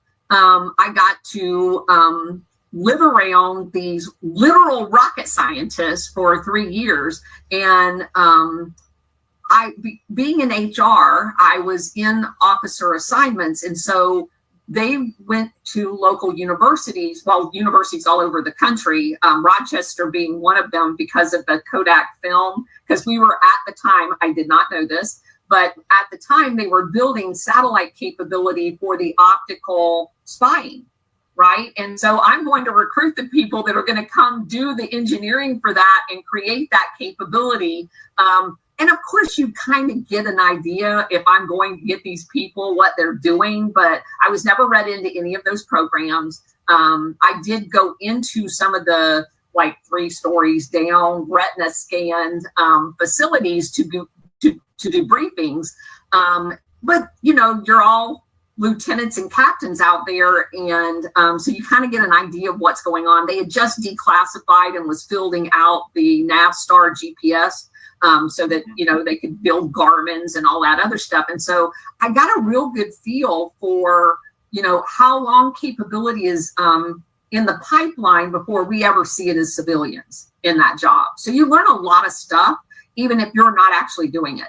And I left that base and I went to San Vito, Italy. And for the audience, San Vito, Italy was one of a few, what they referred to as elephant cages. It looked literally like an elephant cage. It's a series of antennas that did all of the spying for the entire Mediterranean area. There was like 3,500 intelligence people there that, and linguists that spied on everybody. They did transmissions, they typed out messages. The messages were transmitted back to the intelligence agencies for them to do word searches on. Very interesting. Again, I was not read in on any of that. You just know because you're doing assignments in and out, by language. They're linguists and they're coded in the system what language they speak. So you know who you're spying on, right? Again, it's just being in the room as all of this stuff is unfolding. But interestingly, they had they look like giant golf balls on the back of the base. What I didn't know at the time is we were transitioning technology-wise from the elephant cage to satellites. So the very satellites that they were fielding in Los Angeles that I had just been part of, was one of the test sites was the base that I just ended up getting assigned to as a follow-on assignment. And literally about a year after I was there, I'm walking down the street and 3 of my best friends are walking towards me from Los Angeles. And I'm like, dude, what are you guys doing here? Because I was the CGO president and like company grade officer of all the captains and lieutenants in Los Angeles. And I'm like, what are you doing here? Because I'm in the middle of nowhere. San Vito was like the tiniest base in all of Europe. And I'm like, what are you guys doing here? And they're like, well, we can't really tell you. And I'm like, oh my God, they're doing the white balls in the base. So anyway, I got deployed from there. I went to Iraq. I went to Incirlik, Turkey from there. It was an amazing assignment. I went to the Andrews Air Force Base after that. Then I went to the Pentagon. Then I went to CENTCOM. I was at Central Command on 9/11 when we went to war. The war obviously played out in the AOR that CENTCOM was responsible for. That was an incredible experience. Then I got picked up to go to Air War College. I went to the Personnel Center, which was like 2 years of slit my wrist. I'd rather die than be around all of those. It was a very interesting assignment. I swear to God, I never wanted to be there, but it was an interesting assignment. And then I went to my last command assignment at Warner Robins Air Force Base in Georgia. Then I was medically retired.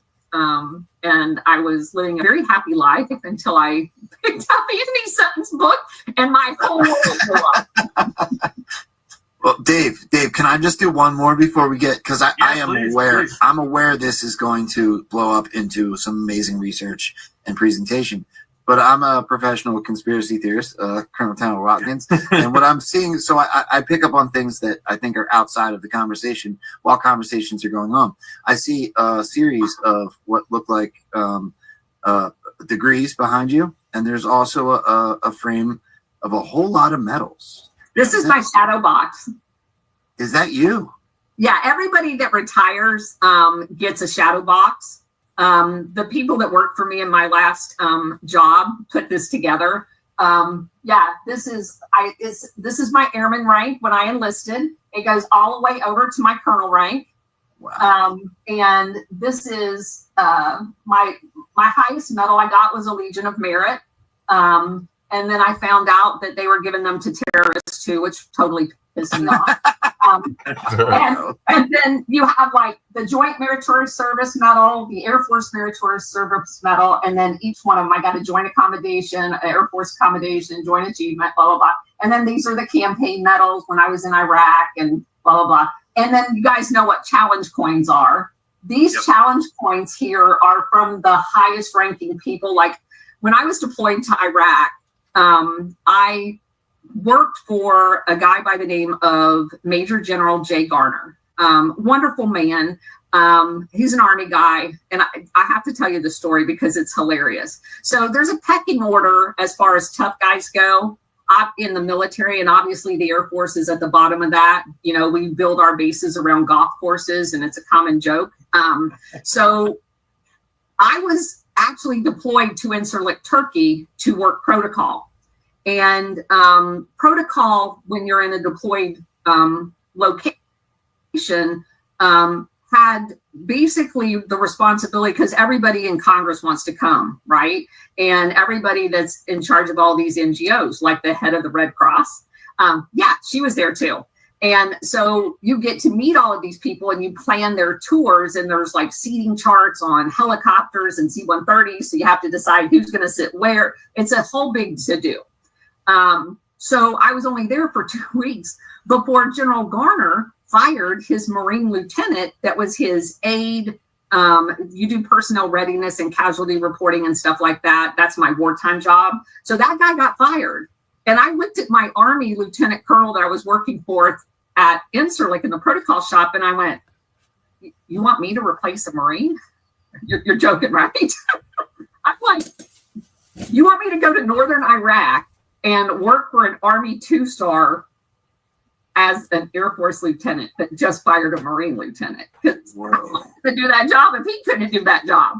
So anyway, the guy goes, "Well, you're going." So, you know, I trucked down there, and it was a wonderful 6 months. So the first couple of days I'm there, General Garner handed me a piece of paper and told me to call his wife. And we had the old tacky phones, right, where you have to push to talk.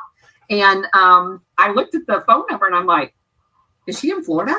And he goes, "Yeah, she's with my mom." And I'm like in Central Florida? And he goes, "Yeah." And I said, "Where?" And he goes, "Oh, it's a small town, you know, in between Tampa and Orlando." And I like, "What small town between Tampa and Orlando?" And he goes, "Wauchula." And I said, "I'm from Lakeland." And he goes, "What?" He graduated from college in my hometown. He went to Florida Southern. And I'm like, "Oh my gosh, are you kidding me?" I said, "You guys have holes the size of, you know, I don't know what, in your baseball field." And he goes, "How do you know that?" I said, "Because I was the scorekeeper and we used to go to your high school all the time." And so anyway, it was just a wonderful, you know, you go halfway around the world and you end up from somebody in your backyard working for him. So anyway, he gave me his coin. He got promoted to 3 stars. He was the space commander for Army at the Pentagon while I was at the Pentagon. And so he inscribed the date I got promoted to major and came to my major's promotion ceremony. And so that coin is in that box. And so that's kind of the thing to do. And this coin right here is my coin. So when you become a wing commander or above, you get to design your own challenge coin. And so that one actually has my name on it. Very cool. Wow. Well, first off, the obvious. Thank you for your service. And now you are serving again, I would argue, in the digital army, as we call it. And, you know, I see your work ethic. I see that this is something you are doing every single day of the week. And I certainly commend you for it. I got to ask you one more context question before we hop into Gladio, which is, sure. It's never a simple question, but at what point would you say you quote unquote woke up? Right now, we're getting into the territory. So, by the way, for context, my standing Wednesday night show for a year now is with Mike King, and Mike King's purview of study is 30 years studying true history. So a lot of the contextual stuff you're talking about with the Bolsheviks and everything is what we cover on that show. And he's also a Q guy, so he kind of juxtaposes past events with how it relates now, which is why this is so appropriate. But you know, given that there's all different levels, right? When we're getting into now, when you're getting into really learning the revision of history, that's pretty far down the rabbit hole, although a very necessary one. But I guess my question to you, as somebody who is a military person who had all this experience, and obviously now you're going back and saying, okay, all these different things were not what we were told. where would you say, and again, it's different things like 9/11, JFK, but where was the point where you say you really started waking up? I never questioned anything until I read Anthony Sutton's book. Then I questioned everything. That literally was my waking up moment, because that's the foundation, right? The whole paradigm of left and right and funding and fomenting war from somebody like, and again, this is so critical, and thank you for asking that question. For military people, this is the hardest part right here. So people ask me, how in the hell did you live in the middle of that and not know? Well, I can tell you clearly, the entire system is designed for that. You are never given 1 second of time to let any, and I'm not saying that there's not people that doesn't question things in the military, but I am telling you that everything is designed to make you not do that. You are filled with everything to make you feel like everything that you're doing is righteous. And I want to make clear something that goes to your point about your dad in Vietnam. So one of the fundamental lessons in all of this for me is the pivot point in everything is the creation of a central intelligence agency. Because everything post the creation of a central intelligence agency was based on products from the Central Intelligence Agency. So when we went into Vietnam, who produced the National Intelligence Estimate, who provided the intelligence on who the good guys were and who the bad guys were? Every single thing came out of the CIA. It was the fundamental basis for everything. If you deployed to Colombia and thought you were working on the good side of who were the drug terrorists and who were not, you were lied to, because every piece of that was based on Central Intelligence information. And so it doesn't absolve the military from not having their own intelligence and not knowing what was right.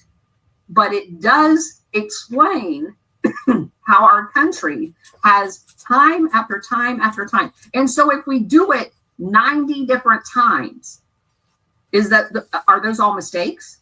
Did we get it wrong all 90 times? No, that's the plan. So as soon as you have that epiphany, you have to go back and say, what the hell is the CIA?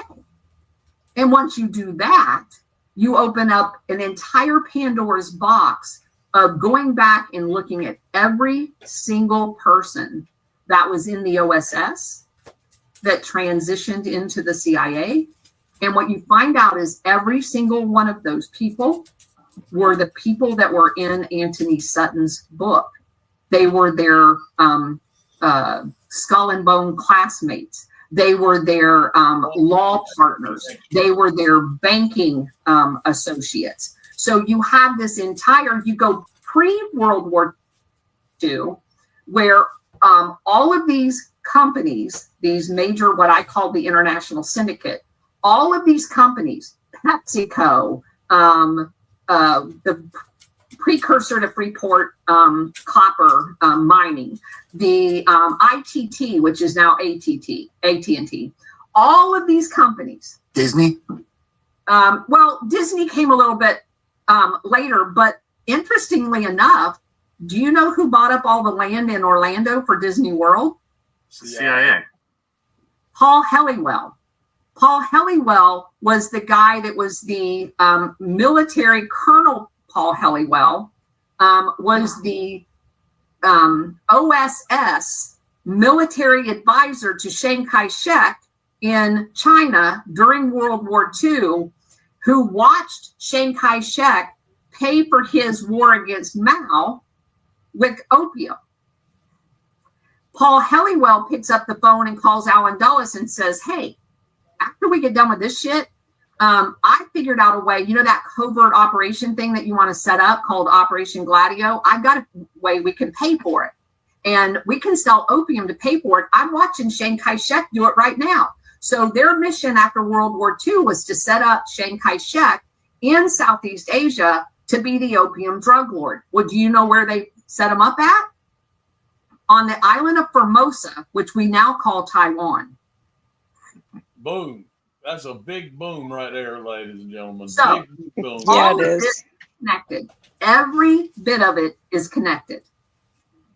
And Paul Helliwell, as an attorney, came to Miami and opened the. Did you want to comment on that, Mike? Or yeah, well, I basically was going to wrap it if she didn't, because I hadn't watched all of this yet. I watched only a little bit of it so far, and I was going to wrap it if she didn't. But one of the things that she said, the name that she calls Paul, it was all CIA that bought the land in Florida. We knew that narrative, but we didn't know it was Paul and his cronies as well that named Kermit Roosevelt as the actor that would play Walt Disney, as well as others, right? Walter Cronkite. Walter Cronkite. There you go. Hell, maybe even Hitler. Yeah, exactly. But yeah. Thai consul. All right. So he literally was in Miami on the receiving end. He created a company called Sea Supply for the shipping of the opium out of that area. He worked with the Flying Tigers and Claire Chennault and the Chinese lobby that set up all of those operations in Southeast Asia to bring all of the opium, heroin, all that crap into the United States. And he set himself up in Miami. And it was while he was in Miami at his own law firm, he set up a bank called Castle Bank in the Bahamas. And that was part of the money laundering operation with the Vatican. Because, of course, if you're dealing in cash crops, you got to have a place to launder money. And they used the Vatican and Castle Bank, as well as BCCI Bank and New Japan Bank and several others. But they had this entire operation of money laundering going on. And Paul Helliwell was at the center of this. And who does Walt Disney call to secretly buy up all the land in Orlando for Disney? Paul Helliwell. Unbelievable.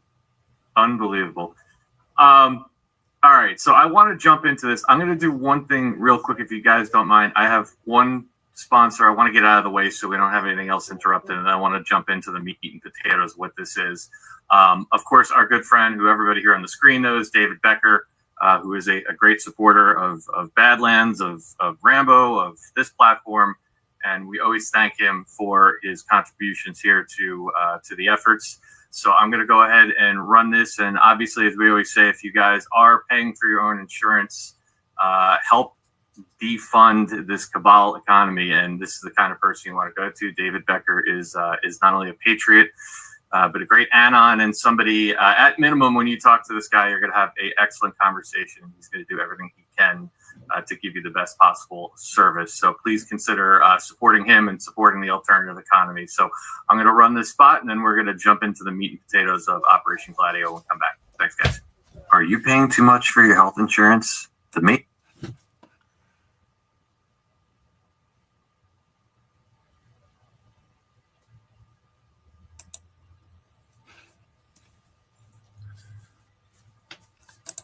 The chat asking. So there's 3 books.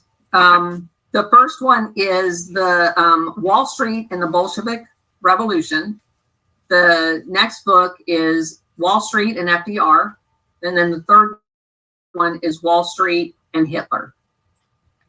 And you spell his name without an H. It's Antony, Anthony Sutton. Awesome. And a lot of people will go, oh, well, he worked at the, whatever it is, the, it's out in California,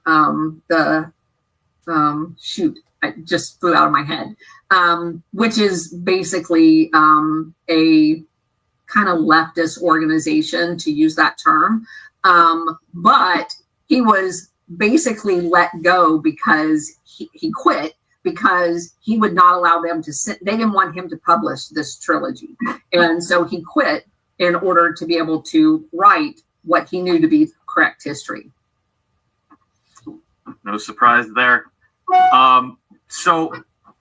All right, so let's dive into this. And I just want to quickly set this up. And the reason I thought, again, it was so appropriate right now, we have all different views and different levels of how much control versus not control is going on. And quite honestly, that doesn't really matter for this particular conversation. But we're all obviously in agreement that we're in a time of declass, as we call it, right? We're in a time of awakening. And there are clearly operations that we could go into different levels of how deep they are or whatever, but we all acknowledge that we're living through a fifth generation war. And I believe one of the most effective, when we talk about the public waking up and the normies catching on and all these different catchphrases that we use, I try to step back and look at, okay, well, where have we made significant progress? Acknowledging we still have a ways to go on a number of different things.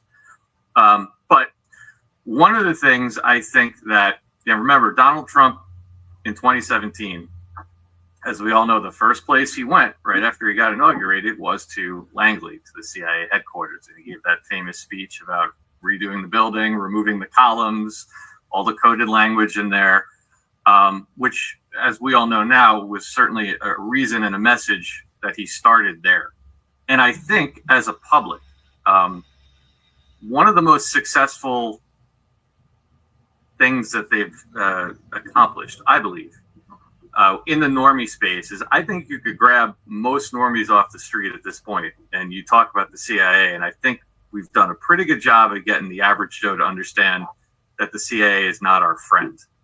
And that's obviously taken place over the last 6-7 years. Now we're at a point where I believe we're moving into, with the USAID stuff and these protests happening, and they're really scripting a narrative, I believe, that is really trying to focus people's eyes on, okay, let's rethink all these protests we've seen, not just over the last couple of years, but over the last at least 10 years. We know it goes back further than that, right? But they're clearly trying to get people to slowly reframe their thinking as to, is this stuff organic? It's not organic. Well, if it's not organic, where does it come from? And start to connect the dots on the money and who's funding it, right? So I believe they're really trying to shift people to eventually get to the logical conclusion, which is the truth, which is your government's using your own tax dollars to sow chaos and to do all this. That's the ultimate goal. But money. Right. And then that leads to the drugs and the human trafficking. Yeah, absolutely. So Gladio is important, I believe, in the context of what's happening right now. But let's go back to the beginning. Let's start at ground zero. Ground zero. Okay. Where did it come from? How did it get started? And then we can kind of go from there. So as I go through this, you first have to understand some terminology. Mm-hmm. Operation Gladio. Gladio, the word, is a small dagger. That is a term that was referred to by the stay behind units, and I'll explain what those are in a minute, for the program in Italy. But because Italy is the only country that, there was a couple of others that did a tiny investigation, but Italy broke the bank on their investigation. And in 1990, exposed Operation Gladio in Italy. So generically, all of this operation is referred to as an Operation Gladio, but it is technically referred to as stay behind units. And I'll explain why that difference is important for searching terminology. You have to understand what both of them are. You also have to understand, because of the migration of Nazis out of, which are behind all of this, by the way, at the very beginning, of the migration of them, which is just hot news right now in Argentina, right? Yeah, isn't that interesting? So that migration into South America set up Operation Condor, which I call Operation Condor, Operation Gladio's cousin. So it is all the exact same players. The same people in some cases were used in the operations in South America as was used in their domestic audience in Europe. Some of the same trained Nazis by Nazis. So it's quite amazing, actually. And the compass rose, which is on the CIA's emblem logo, it is also noticed on NATO, their emblem. And that's very, very important because that is a reoccurring pattern in some of these operations as well. So the whole compass rose thing, also a term called strategy of tension. So as I described to you, the left and right dynamic, that is the very essence of a strategy of tension. And to give you an example, after World War II, if you go pull up a map from 1930s of the world, the map post World War II looks very different. There's several brand new countries after World War II. Well, why did we take part of India and part of Afghanistan and make Pakistan? Why did we take part of Palestine and create Israel? Why did we take an island called Formosa and make it Taiwan and put a drug lord there? So if you notice strategically around the world, everywhere there's hotspots, there's what I refer to as a fake country. A post-World War II faux country was set up in an area in order to create a strategy of tension. And that is their term. That was the Fabian Society's term for the use of manipulating false flags and all kinds of other things, because under tension is when you can manipulate people the best because they live in fear. Yep. So that's another term, research strategy of tension, where they show up in books, because that's how I found a lot of my books, is looking for the terms stay behind units, strategy of tension. In Italy, they also called that period of time where they were assassinating everybody that looked into Operation Gladio, reporters, prosecutors, judges. They called it the years of lead. So that's another term that you can be familiar with. Also, as strange as this seems, they love the term anti-communist.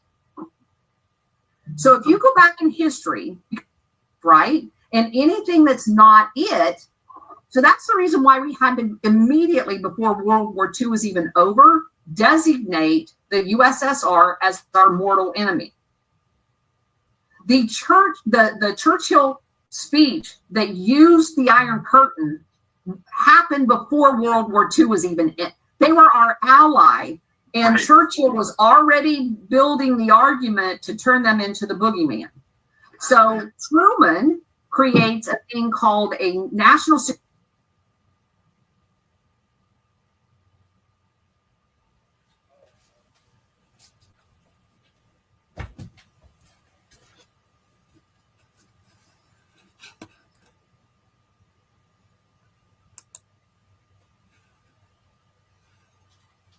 Security Action Memorandum 4512-2. That document was critical to the beginning of the coups, because as long as you could be designated a communist, that was the only term, communist. If you could fit the definition of a communist, then you could be assassinated. So you know what happened? Every leader they wanted to get rid of became a communist. It didn't matter that they weren't a communist. Right. It didn't matter that they couldn't prove they were a communist. They became a communist. Colonel Tower, I got to ask you a question. I feel like there's an elephant in the room. So we're talking about far left and far right. We're talking about Nazis and CIA. And I don't have an opinion on this. I have no agenda when I ask you. But there's a major intelligence agency that I haven't heard you mention. And I'd just like to know where they fit in. Where does Mossad play into this whole thing? So we'll get to that. Okay. It's an interesting question, because when I first started doing this research over on True Social, every single day that we did a book review, anything, everybody pelted me with, oh, it's all the Jews. Oh, it's all Mossad. Right. You have no idea. It's not the CIA, it's Mossad.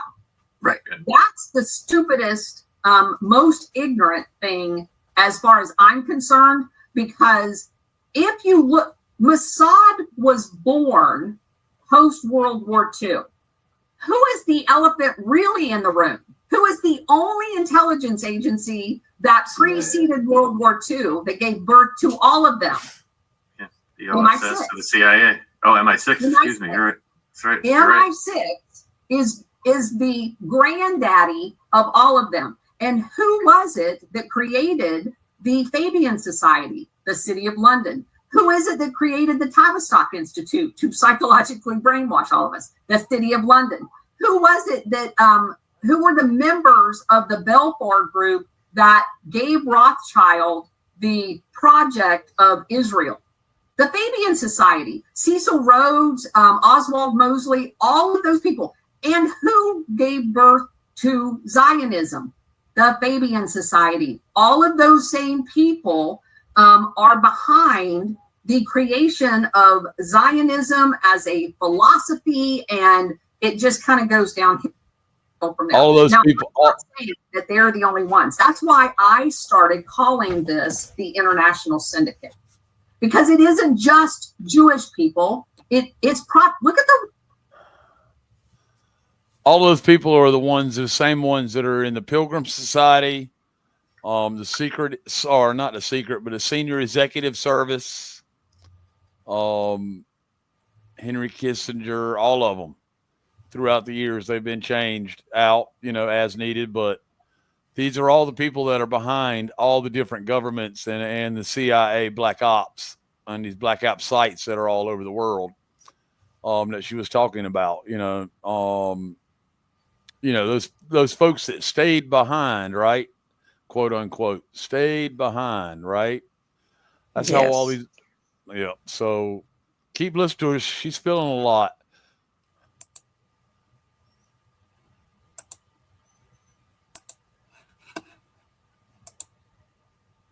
Rockefellers. The Rockefellers were founded in Protestant religions. They have several different ministers. They've sponsored all kinds of churches, all kinds of Bible colleges. Well, you find Nelson Rockefeller in South America in the middle of Operation Condor. He was the one that was representing Standard Oil in Venezuela when all of the shit was going on in Venezuela. He was in Brazil during the coup in Brazil in the 60s. All of those coups were about resources feeding into the Rockefeller, the United Fruit. They owned like 40% of United Fruit, Sullivan and Cromwell. We stole Panama from Colombia for Sullivan and Cromwell, and that was all Rockefeller. So it isn't one religion. I just told you the Catholic Church. The Catholic Church is the one that created the rat lines to get all the Nazis out of Germany. They're the ones that laundered all of the money originally for Operation Gladio. So every religion is infiltrated. Every government has been infiltrated.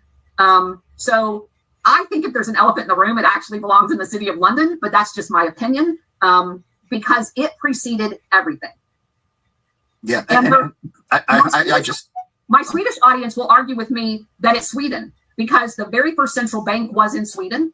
And if you actually go into the history of Sweden with the defense, the Nobel family owning all of the oil in what is now southern Russia, in Azerbaijan, there's a good argument that the stewards in the City of London actually are kind of cousins with the Swedish, the Wallenbergs and all of them. I mean, this goes way back, way before Israel was even a thing. I just want to say my question was only based on the chatter within the movement, not in any way, shape, or form. It's a great question because it comes up every single time. And I knew when we first started talking about this, based on the reaction on Truth Social, I had to come up with a generic term to deflect that, because this is the psyops. Okay, if you're going to start talking truth, you are going to be attacked, number one, and number two, they are going to attack you in a way that there's no defense to their conversation. Right? It's the Jews. Okay, well, no, it's not. Are they involved? Absolutely, but so are the Protestant and the Catholics and the royal families of the Muslim religion. There is an entire, how many stories have I come across where the former, not MBS, but the former royal family in Saudi was in bed with Israel? Just about every single story. Everyone. That blew my mind. Nowhere. I was at U.S. Central Command. No one ever talks about these joint operations that they did in Yemen and all over. Down in South Africa, I was like, oh my gosh, I cannot believe I was this ignorant, and still have a master's degree. It was crazy. So anyway, anti-communism. Let's talk about that for just a second. Yep. So if you search on those terms, look at things like the Asian People's Anti-Communist League. The Asian People's Anti-Communist League turned into a thing called the World Anti-Communist League. Now, when I first came across the World Anti-Communist League, the fact that it was set up by South Korea and Taiwan, and I already know Taiwan's a drug guy, I started looking into the Korea guy that we set up in South Korea. Well, he's a criminal too. And who did they get in bed with to create the World Anti-Communist League? The 2 war criminals in Japan that MacArthur let skate. And I'm like, okay, wait a minute. So the Japanese mafia and the criminal in Korea and the drug lord in Taiwan all got together and created a group. What the hell? And so I thought that originally when I came across it, that it was just like a smokescreen. It was a way that these gladio operators could use this. I mean, who's not against communism, right? So they could use this as a shield. If we needed to have a meeting, let's call it the World Anti-Communist League meeting, and nobody would be none the wiser. But it was way more than that. It was actually a vehicle outside of NATO. So NATO is going to run Operation Gladio. There's 2 cells in NATO that was running Operation Gladio. The World Anti-Communist League, the best that I can determine, was the organization that led everything other than NATO-aligned countries. They created stay-behind units. They did all of the exact same thing geographically in other areas. So would you be surprised if I told you that you can do a search on any any Latin American country, just their name, like Nicaragua, Colombia, and Taiwan, and look at how many hits you get? But you can only do this on Yandex. You can't do it on any other search engine. Anything to do with Operation Gladio, you cannot use any other search engine because you will not find it. I can use terminology on any search engine to include Brave and everyone. I'll get 2 hits. If I go to Yandex using the exact same phrase, I'll get like 10 pages. But they have the translator function because most of this is written in foreign languages because they're the only press that would cover it. So that translator function on Yandex is critical. Okay, so if you do a search on Taiwan's involvement in all of Latin America during the time they were having death squads, you're going to find a thing called the Taiwanese Political Warfare Cadre. Political Warfare Cadre. What the hell is that? Well, what I figured out was they have a 3-level terrorism school. They being all of the intel agencies. So they got together, and your 101 terrorism was called the School of Americas, and it was on an army base in Panama. They taught you how to be a basic level terrorist at an army school in Panama. School of Americas. That school still exists. It's on Fort Benning now because they got kicked out of Panama. Okay. The Terrorism 102 course was Taiwanese Political Warfare Cadre. So it's a little longer. And what they basically, one of the main takeaways for me in this project from that, there's a whole bunch of shit they teach them how to do. But they taught them to do exactly what Chiang Kai-shek did with his KMT army. So his army that was fighting Mao and then fighting the Burmese government and then basically attacking mainland China from Taiwan. And Taiwan's just not Taiwan, the main island. Did you know that? There's like 8 islands that surround the south part, and they were launching attacks from every one of them for 40 years into mainland China constantly with CIA assistance. So, but China's the bad guy. So of course. Anyway, and I'm not saying they're not bad. I'm just saying that we picked on them for a very long time. Knowingly did this. So they figured out that if you took your KMT army and planted it on Formosa and changed the sign outside to say Taiwan, and you called your KMT army a political party, then anybody that pointed out the fact that the KMT were murdering people were attacking democracy, right? Because now I'm a political party today. I was a terrorist organization yesterday. Today I'm a political party. So in this school, they taught all of the death squad members that were part of Operation Condor in Latin America, working for intelligence agencies. All you have to do is go home and call yourself a political party. So do you know what they did? They went home and called themselves a political party. And every one of the death squads that were being set up throughout Latin America by the intelligence communities all called themselves a political party. And when in the press, somebody went, hey, you're killing people. Oh, you're attacking democracy. And I'm not kidding. And you see that play out today with the Democrats, right? They're destroying our country, but they're protected because they're a political party. They're a political party, yeah. Yeah, so you're destroying democracy. No, I'm calling you out as being a fascist. So anyway, the third level, and probably the most important level, was an in-residence 1-year school in Israel, taught by the IDF, not Mossad, the IDF. And the IDF would pick out people that had now graduated from 101 and 102 to 103.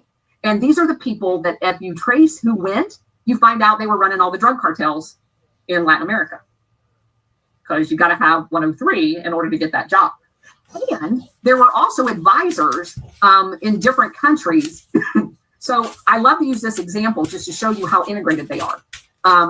In Latin America during Operation Condor. Now, you and I know that if you were just going down to do one operation to overthrow a government just because whatever, oh, he's a communist, like in Nicaragua, what are you going to do in order to get the munitions and the weaponry there to fight that particular battle? You're going to fly it in, you're going to ship it in. You're not going to be building factories there, right? Because it's just one minor. Unless you're planning on being there for a little bit of time. So you wouldn't be at all surprised to find out that Israel, Galil company went in and built a crap load of capability as if they had a heads up that somebody was going to be buying a whole bunch of weapons there. And what's most interesting about that is it was the CIA that was arranging all of the coups. Why wasn't one of our manufacturing companies given the deal to go build manufacturing down there? Why weren't they using M16s? Why were they using the Galil weapon, right? And nobody talked about it. No, all of our soft guys knew what weapons were being used down there because they weren't using them. And there's no compatibility. So why were we supplementing foreign aid, military aid to Israel for them to go build manufacturing? Did we get a kickback on that profit that they made from selling all those arms? Because the covert funding to buy all of those arms was from the drug cells that the CIA has total control over. Yep. So let's back up for a second, because the term that you put out, and I stay behind units, the origin of all this, right? Where the idea came from, right? Hitler, World War II, stay behind units. Can you tell everybody kind of how that worked into? Yeah, actually, that term came from the Boer Wars in Southern Africa. And this is a very interesting story, but just to show you how long this has been going on. The Brits had 2 wars with the Boers, the same ones that are getting killed in Africa right now. The Boers, they were farmers. And the Brits, who had already came down, and basically Cecil Rhodes had been into Rhodesia and knew there was gold all down there, and they suspected there was gold where the Boers were farming. And so they wanted that land. So the Brits came down, invaded them. The Boers had been tipped off they were coming. And this is a Reader's Digest version. There's a whole bunch more to this story, but for time, I'll just do the Reader's Digest version. So the Boers dug in caches of weapons all along the only way to get into their area, right? And so as the Brits all go rushing in, the Boers came around behind, fell in on these stay-behind units and the caches of weapons, and came up behind them and annihilated the British forces. They got their ass kicked by a bunch of farmers. So they limped home.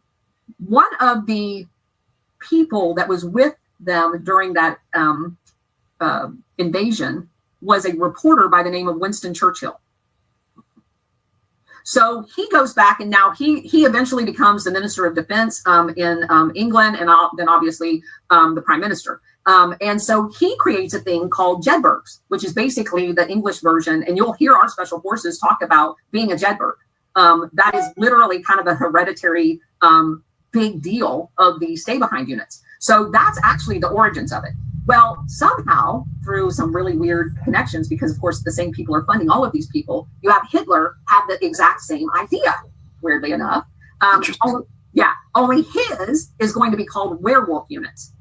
He decided that these guys were killers by night and citizens by day, like a werewolf, right? So you go to work, everything, you got all of this extra training on how to use. These caches had rifles, munitions, explosives, comm equipment, and money. There was other things added later on. They were implanted everywhere the Axis gained territory. Let's talk about Ukraine. So as they moved east, all of these stay-behind units in France, I mean, they went west too, but east, you've got Romania, you've got Hungary. As Hitler kept going, they created these stay-behind units. So when you get to Ukraine, who really, really, really wanted to be a separate country, but never had been, he finds a couple of guys by the name of Bandera and Stetsko and a couple others, Ledbed, there's a whole bunch of them, that were Nazis, right? So they're all on the bandwagon with Hitler, and Hitler tells him through Reinhard Gehlen and Otto Skorzeny. So Reinhard Gehlen is his chief of intel in the East. Otto Skorzeny is like his number one trainer for his werewolf units, okay? So Otto Skorzeny goes into the Ukraine area, and he's training Bandera and Stetsko on all of the tactics and how you bury the caches and how the whole thing works. So they set up their entire stay-behind network there. Well, because Hitler motivated those guys by telling them that if we won the war, we're going to create a separate country called Ukraine. You'll no longer have to be tied to the Soviet Union or Russia or whatever. So they tried to outdo each other, killing the most people, slaughtering entire villages of people. They were the most evil, villainous bastards you could ever imagine. If you read any of the material of what they did to people, it will make you throw up. So if you go to today and you look at the Azov Battalion and Right Sector, their granddaddy is Stetsko and Bandera. They still have Nazis today in Ukraine. And it was those Nazis, after we overthrew the government twice, once in 2004, the second time in 2014, that the Azov Battalion in the Right Sector got activated.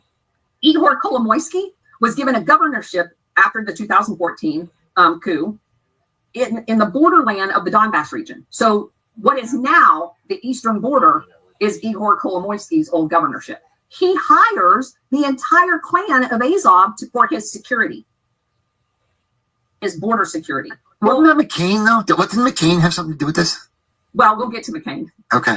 Yes, but he did. But at this point, so McCain, as the International Republican Institute, which is a sub unit under National Endowment for Democracy. So Reagan created the National Endowment for Democracy. He created a Republican slush fund, a Democrat slush fund, a chamber slush fund, and a union slush fund to do regime change, destabilization. John McCain ran the International Republican Institute for 25 years. He ran it during 2014 coup. He was paying for Right Sector to assassinate people in the Maidan coup. Yes, so John McCain is intimately involved in this. His visits over there, his visits with the ISIS buds were all done not as a senator. They were done as the chairperson of the IRI, National Endowment for Democracy, with hundreds of millions of dollars to fund and create terrorist organizations, which is what Operation Gladio is all about, is tracing the roots of all of these terrorist organizations. Because just going back so the audience understands, when I said that Action Memorandum 4512-2 allowed the CIA to assassinate anybody with a communist label, in the 1990s under Bush Sr., that equivalent, it changed numbers as we went administration through administration, but the equivalent of that action memorandum added the word terrorist after the fall of the Soviet Union. So we just shifted from communist boogeymen to terrorist boogeymen. In order to justify false flags in the creation of these terrorists, to fund them, train them, and then turn them loose on our own indigenous population, which is what these intelligence agencies has done. That's what Operation Gladio is all about. It originated, as we just talked about, with these stay-behind units, right? So these stay-behind units were unleashed on these domestic populations and they created false flags. So if I really wanted, like Turkey and the Kurds is one of the best examples because I was there. The Turkish people would dress up in Kurdish attire and kill their own people and blame the Kurds so they could then in turn attack the Kurds and kill them. So let me summarize my understanding. Let me know if I have this right. So the powers that be, and we'll just leave it at that, in the wake of World War II, we get NATO. And they see these stay-behind units and the way they're being used. And they basically got together and said, we have an idea. We can deploy this throughout the world. And we can use this as a strategy to enact regime change, false flags, psychological warfare, this is how we can control, like Rambo always says, the seagrass, to be able to push people where we need them to be. And yes. I basically have that right? Yes, but it's even better than that. So after the Soviet Union starts pushing the Nazis back, Reinhard Gehlen and Otto Skorzeny look at each other and go, well, shit, this isn't going to work out the way we thought it was. So, hey, let's pick up the phone and call Alan Dulles, who's the OSS guy in Switzerland, right? And Reinhard Gehlen goes and meets with Alan Dulles, and he says, hey, I got this whole thing. I'll give it all to you if you get me out of Nuremberg. You also have to get my buddy Otto Skorzeny out of Nuremberg and all of these other people. And Alan Dulles comes up with a 4-star Army general uniform and flies Reinhard Gehlen, the Nazi, into Washington, D.C., where they spend a few weeks debriefing him, setting up the entire plan that you just articulated, and then puts him back into Germany. And basically, Otto Skorzeny is then, goes through this fake trial at Nuremberg. Nothing about Nuremberg was real, by the way. They go through this fake trial at Nuremberg, and he gets placed in Paris. So and do you know that NATO headquarters was originally in Paris? I learned that from you, to be honest. Yes. So they put Otto Skorzeny there because he's going to be their new trainer as they set up all of these new stay-behind units, right? Because we got to put him in Italy, we got to put him in Greece, we got to put him in all of NATO to include the United States. And we'll get to that probably in the next show. But anyway, we had our own. And so everybody's got them. It was a requirement. According to the Prime Minister of Italy, you had to sign a document, and Danielle Ganser's book called NATO Secret Armies talks about there has to be a document signed saying you are going to set this up because we have to be able to manipulate your people. In order to be NATO or NATO aligned, you have to have these things. So it's now a thing, and they're called stay-behind units. They are administered out of 2 organizations in NATO, one above the other. So there's the Allied Clandestine Committee, and above that, there was the Clandestine Planning Committee. So those 2 organizations basically set up all of the coordination of who was going to have a false flag. So you look at just Italy with the Bologna bombing, you have a bank bombing. What they did was they dressed up as communists.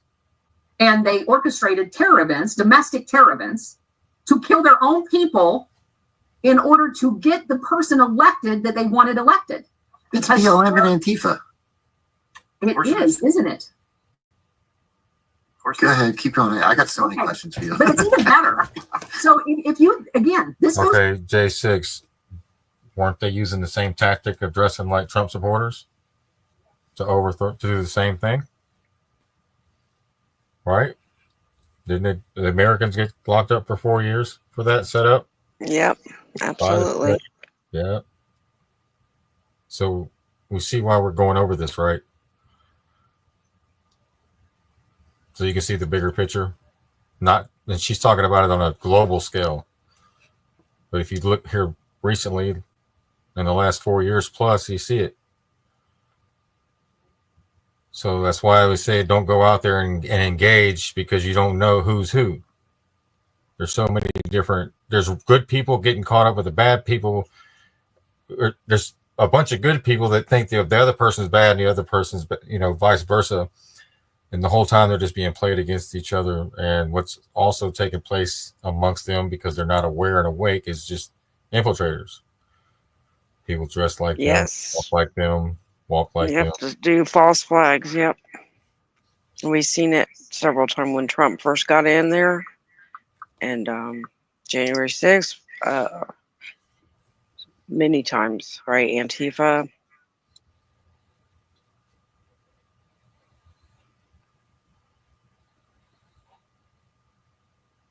Yeah.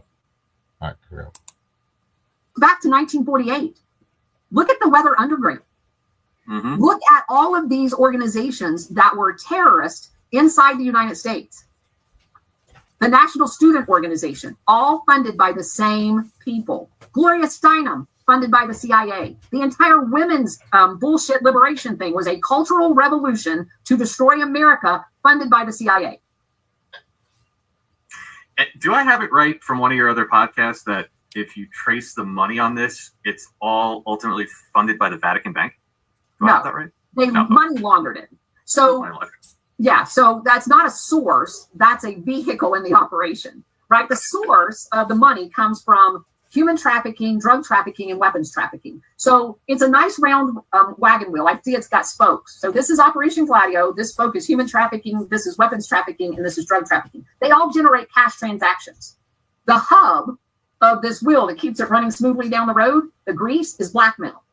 All of the blackmail, the Jeffrey Epstein thing, Mark Dutroux over in Belgium, they were all child pedophilia to blackmail people involved in this to keep the wagon moving down the road. But that's what I try to tell people who are trying to focus on one aspect of this. If you don't see your one aspect in the entire framework, you get lost in just that one aspect. But you have to understand what integral part, because you're going to come across people that fit in the weapons. Because if you think about it, if I'm going to control, which the original area was Southeast Asia, right? Back in the 50s for the opium and stuff like that. If I'm going to control that, I have to have a military presence. So I'm going to invoke war. If I invoke war, I'm going to generate refugees because I'm killing a bunch of people. So you have the human trafficking, you have the drug trafficking. All wars is about this drug trafficking, securing things and generating weapons in order to traffic them as well. If you take something as what we would consider as insignificant as the Russian invasion or Soviet Union invasion into Afghanistan in the 80s during Reagan, that entire thing was set up. And it was set up to secure the opium fields in Afghanistan for the people that they wanted to have them, right? So in that, you generated hundreds of millions of dollars into where? Pakistan. Well, Pakistan's one of those made-up countries, right? And their ISI is basically controlled by the CIA as well as the country, if you ask me. But anyway, so all of the money's going in there because the deal was that we're going to launder all of the money through the ISI into Afghanistan. Because we didn't know, all the people on the ground, they do. Well, it just so happens all the opium labs were just inside Pakistan. That's really the reason why we money laundered all that money in there. Yep. And if you go back and you look, what kind of weaponry was we buying? Because we were spending hundreds of millions of dollars on it. Well, they went to Bulgaria, who is like the weapons dealer of choice for most of these covert operations, and they were skimming off old Soviet weaponry, but they were billing us for brand new stuff. So all of the weapons trafficking generates money. All of the human trafficking generates money. So you wouldn't find it at all odd that a brand new in 1972 bank shows up in Pakistan that's actually run out of the city of London because everything goes back there, called the Bank of Commerce and Credit International, BCCI. That bank, supposedly a Pakistani bank, had a guy by the name of Abedi as the guy that set the whole thing up. But the actual money behind it came from the UAE and Saudi Arabia. That became a $20 billion a year bank. And all they were doing was money laundering for drugs, weapons, and humans. Rambo, go ahead. I know you sound like you got that look. Like you got a question. I do. But well, let me make a statement first, and then Rambo, you can follow up with your question. I'm going to say something that might not be a popular take. Well, first of all, there's a number. First of all, Colonel, I wanted to say you're absolutely melting minds in the chat, so that's a good sign. I'm glad we're doing this. Yeah, mine. Yeah. But a couple of people like Angels Among Us 2023 said, anyone else asking why this is taking so long? Can you see this massive web of utter filth? Somebody else says, now you can all see what Trump and our military has to go against to gut them. And a number of, yeah, that's exactly it. And that's why Gladio is so important to understand. So here's what I'm going to say. It might come off the wrong way, but I'm going to say it anyway. As disgusting as this all is, I, thank you to your work, had some time to kind of process this. And I'm going to give you one, we're going through the dark stuff right now. You're understanding why this is not just a matter of going in the doors and kicking down the doors at Langley and signing an executive order like JFK wanted to do and shutting down the CIA. That's just a small piece of the whole puzzle. But I'm going to give you a positive real quick, and then Rambo, you can ask your question. What I have come to, where I find my a piece of comfort in all this, is my entire life I've looked at the chaos that I've just lived through, and I'm only 46, not to mention what my parents have lived through, and all this stuff that's gone on around the world. So the good news is, so the bad news is this is horrible. The bad news is Gladio teaches you that all the, pretty much all the false flags, all the psychological warfare, all the stuff that the Colonel is going through was all planned. So what I look at on the good side is that human nature is not as bad as we were led to believe. When you start to realize that so many of these very dark things, now it's still dark, don't get me wrong, but when you kind of frame it that, wait a second, all this chaos, there weren't all these people trying to kill us and blow up planes. Well, that's good news. So that's what the comfort that I try to take out of it. I try to look at the positive side of things and realize that the world, although is a very dark place and has a lot of bad things going on, and I don't want to discount that, but learning that so much of these horrible things that even I've lived through are not organic in nature, Correct. in some sense gives me some comfort for humanity. I know that might not sound right. No, that is a huge takeaway, because let me go one better. Because they want you to believe that that's the way the world is, and that's not. They want you to believe you're in hell when you're in heaven, right? Those that call evil good and good evil. Yes, exactly. Woe to them. It's the Joker. It's the illusion to keep you a low vibration and in fear, so you don't wake up and drink a beer. Because I'm all about patterns. So in almost all of these coups, when you go through Latin America, when you go through Southeast Asia, and we did a round the world tour at 4:00 on our sessions. You can go back on my pinned post. There's like a box, a link. We have hundreds of shows there. But if you go back to the ones that were geographic, we kind of did a round the world coup tour. And you see patterns. The same people in the CIA. Oh, this guy's the station chief when we coup Brazil, and he's the station chief when we coup Chile. Oh, and the ambassador. The ambassador is the same guy here as he was here, and he spent his entire time in Latin America, but somehow he ended up in the Congo when we coup that. Yeah, so it isn't even these entire organizations. A lot of these same people are in multiple places doing the exact same thing, and that's how we became very cognizant of patterns. And it's also the same international syndicate oligarchs that are doing it, like PepsiCo, ITT, and that Freeport Mining all paid Richard Nixon to overthrow the government in Chile. Well, do you know that PepsiCo had a bigger navy than most countries? They own submarines. Whoa. PepsiCo. Oh, and by the way, just to bring it forward, where did that chick that was in charge of the Secret Service hang out for the 3 years of Trump's administration? PepsiCo. Yeah. Wait, what chick are we talking about? The one that was in charge of the Secret Service when they tried to assassinate Trump. The CIA director, or the For Secret 3 Service years director. I that Trump forget was her in name. office during the first time, she hung out at PepsiCo. Of course she did. All right. That okay, so that chick's gonna lead into what I'm gonna ask you. And I was All right. That's it. Okay, to go with what she just answered right there about they do the same thing with the same person at the same place, that takes me to this one little short clip I'm going to play real quick. I think wait. 1 second. Okay, that's right here. Because this goes with that. So we got to look at the CIA director today, right? And do our research, connect the dots on that.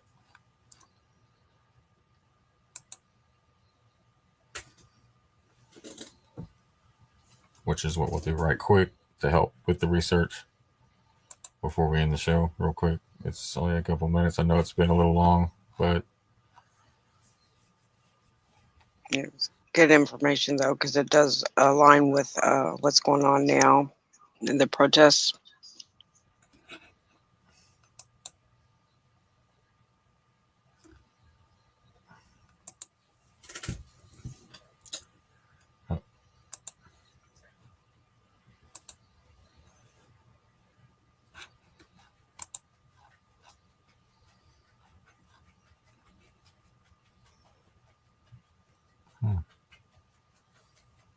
might have that.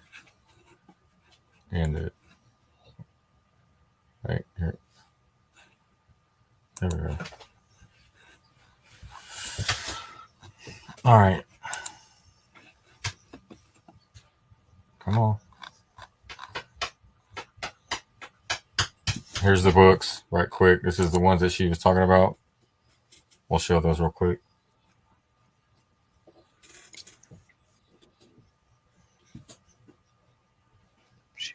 I posted them on the wall too. Oh, there it is.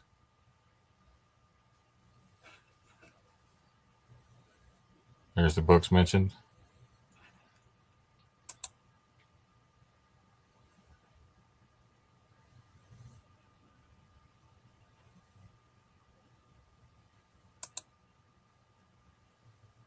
Anthony C. Sutton, Wall Street,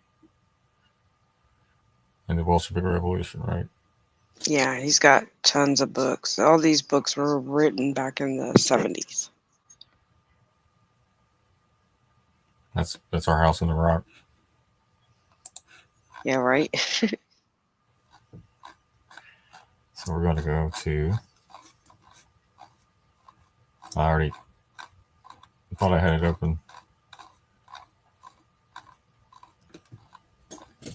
But where's it at?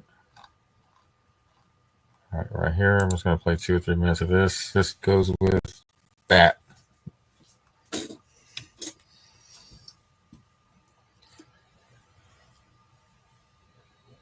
Who's the CIA director?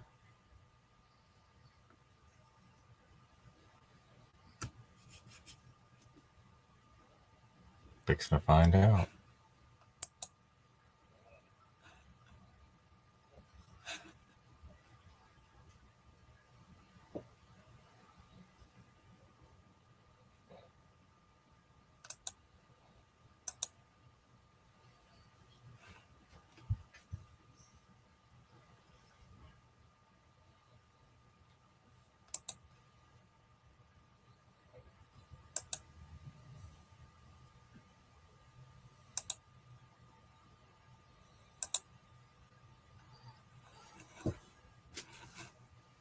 All right, here we go. I'm just going to play a couple minutes of this.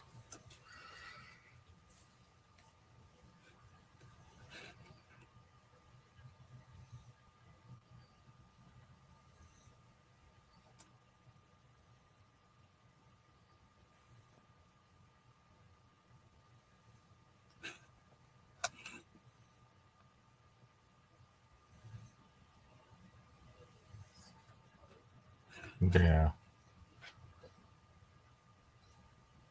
Internet asshole. Right.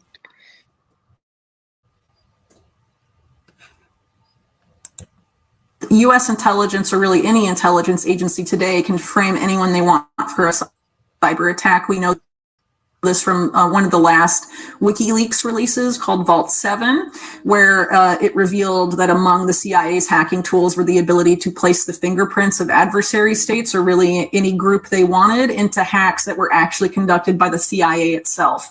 Basically a tool to create cyber false flags for any purpose.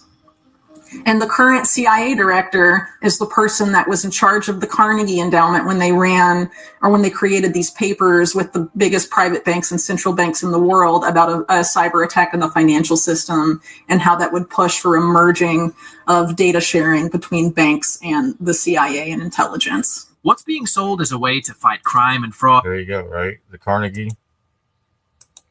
Yes. So they're pushing it for the collapse to merge, right? In the CIA.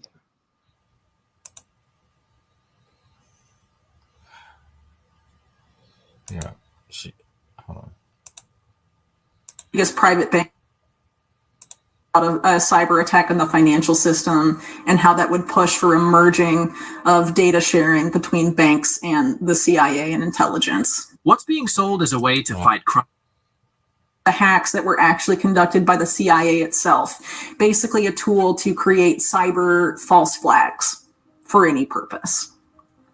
And the current CIA director is the person that was in charge of the Carnegie Endowment. CARNEGEIE Endowment. That was the purpose of me playing this video, was that right there, in the connection. Like she just said in the last video. They play multiple roles. They're over here, and then they're over there. They're constantly being used. So the crash is what they use to destabilize, right? Yeah. Organized by the CIA. Yes. The banks. Cyber attack, false flags. Yep. So we'll go over this video more tomorrow. I just wanted to connect that to what we just shared tonight. And with news treason on Rumble. That's it.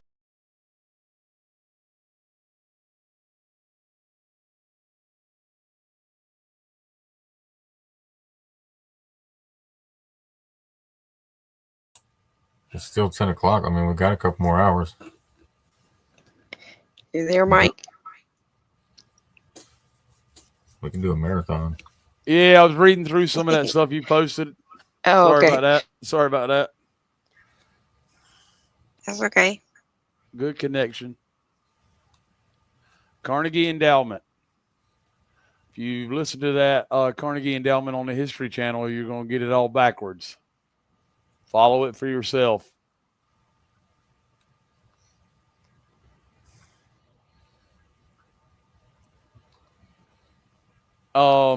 Great show. A lot of information tonight tied together with the coming narratives. As it's all brought back forward, the CIA is fully exposed. Setting up the senior executive service to be on stage next, right? I don't know that we'll get to the senior executive service before the dollar collapses, but they will be exposed. And they already have. Go ahead, Mr. Sheepdog. No, I agree. Yep.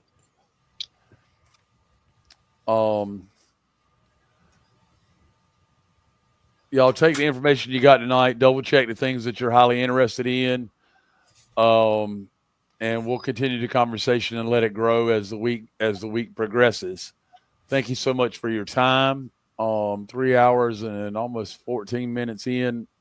It's been a wonderful time sharing with you. I've learned a lot myself. Listening to the Colonel on 1.5 to 1 3/4 speed. And it's didn't hear it slow down on the show tonight. Attitude to some of the things that I caught out of that video. Taiwan, we told you was a big boom when she spoke about that. That narrative is going to be very live here shortly. Okay.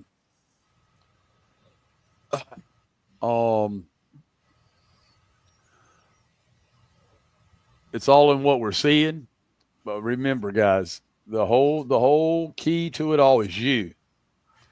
Each and every one of you have to go within. We all have to go within.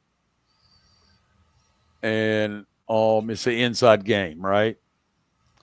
Infiltrate you. And, from all the love that has been shared in the chat tonight, I can tell that a lot of people have been doing that.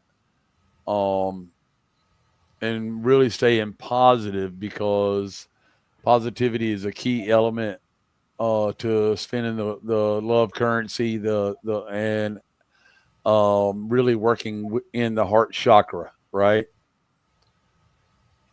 Love you all. Hope you have a great night. Good night, everyone. Good night.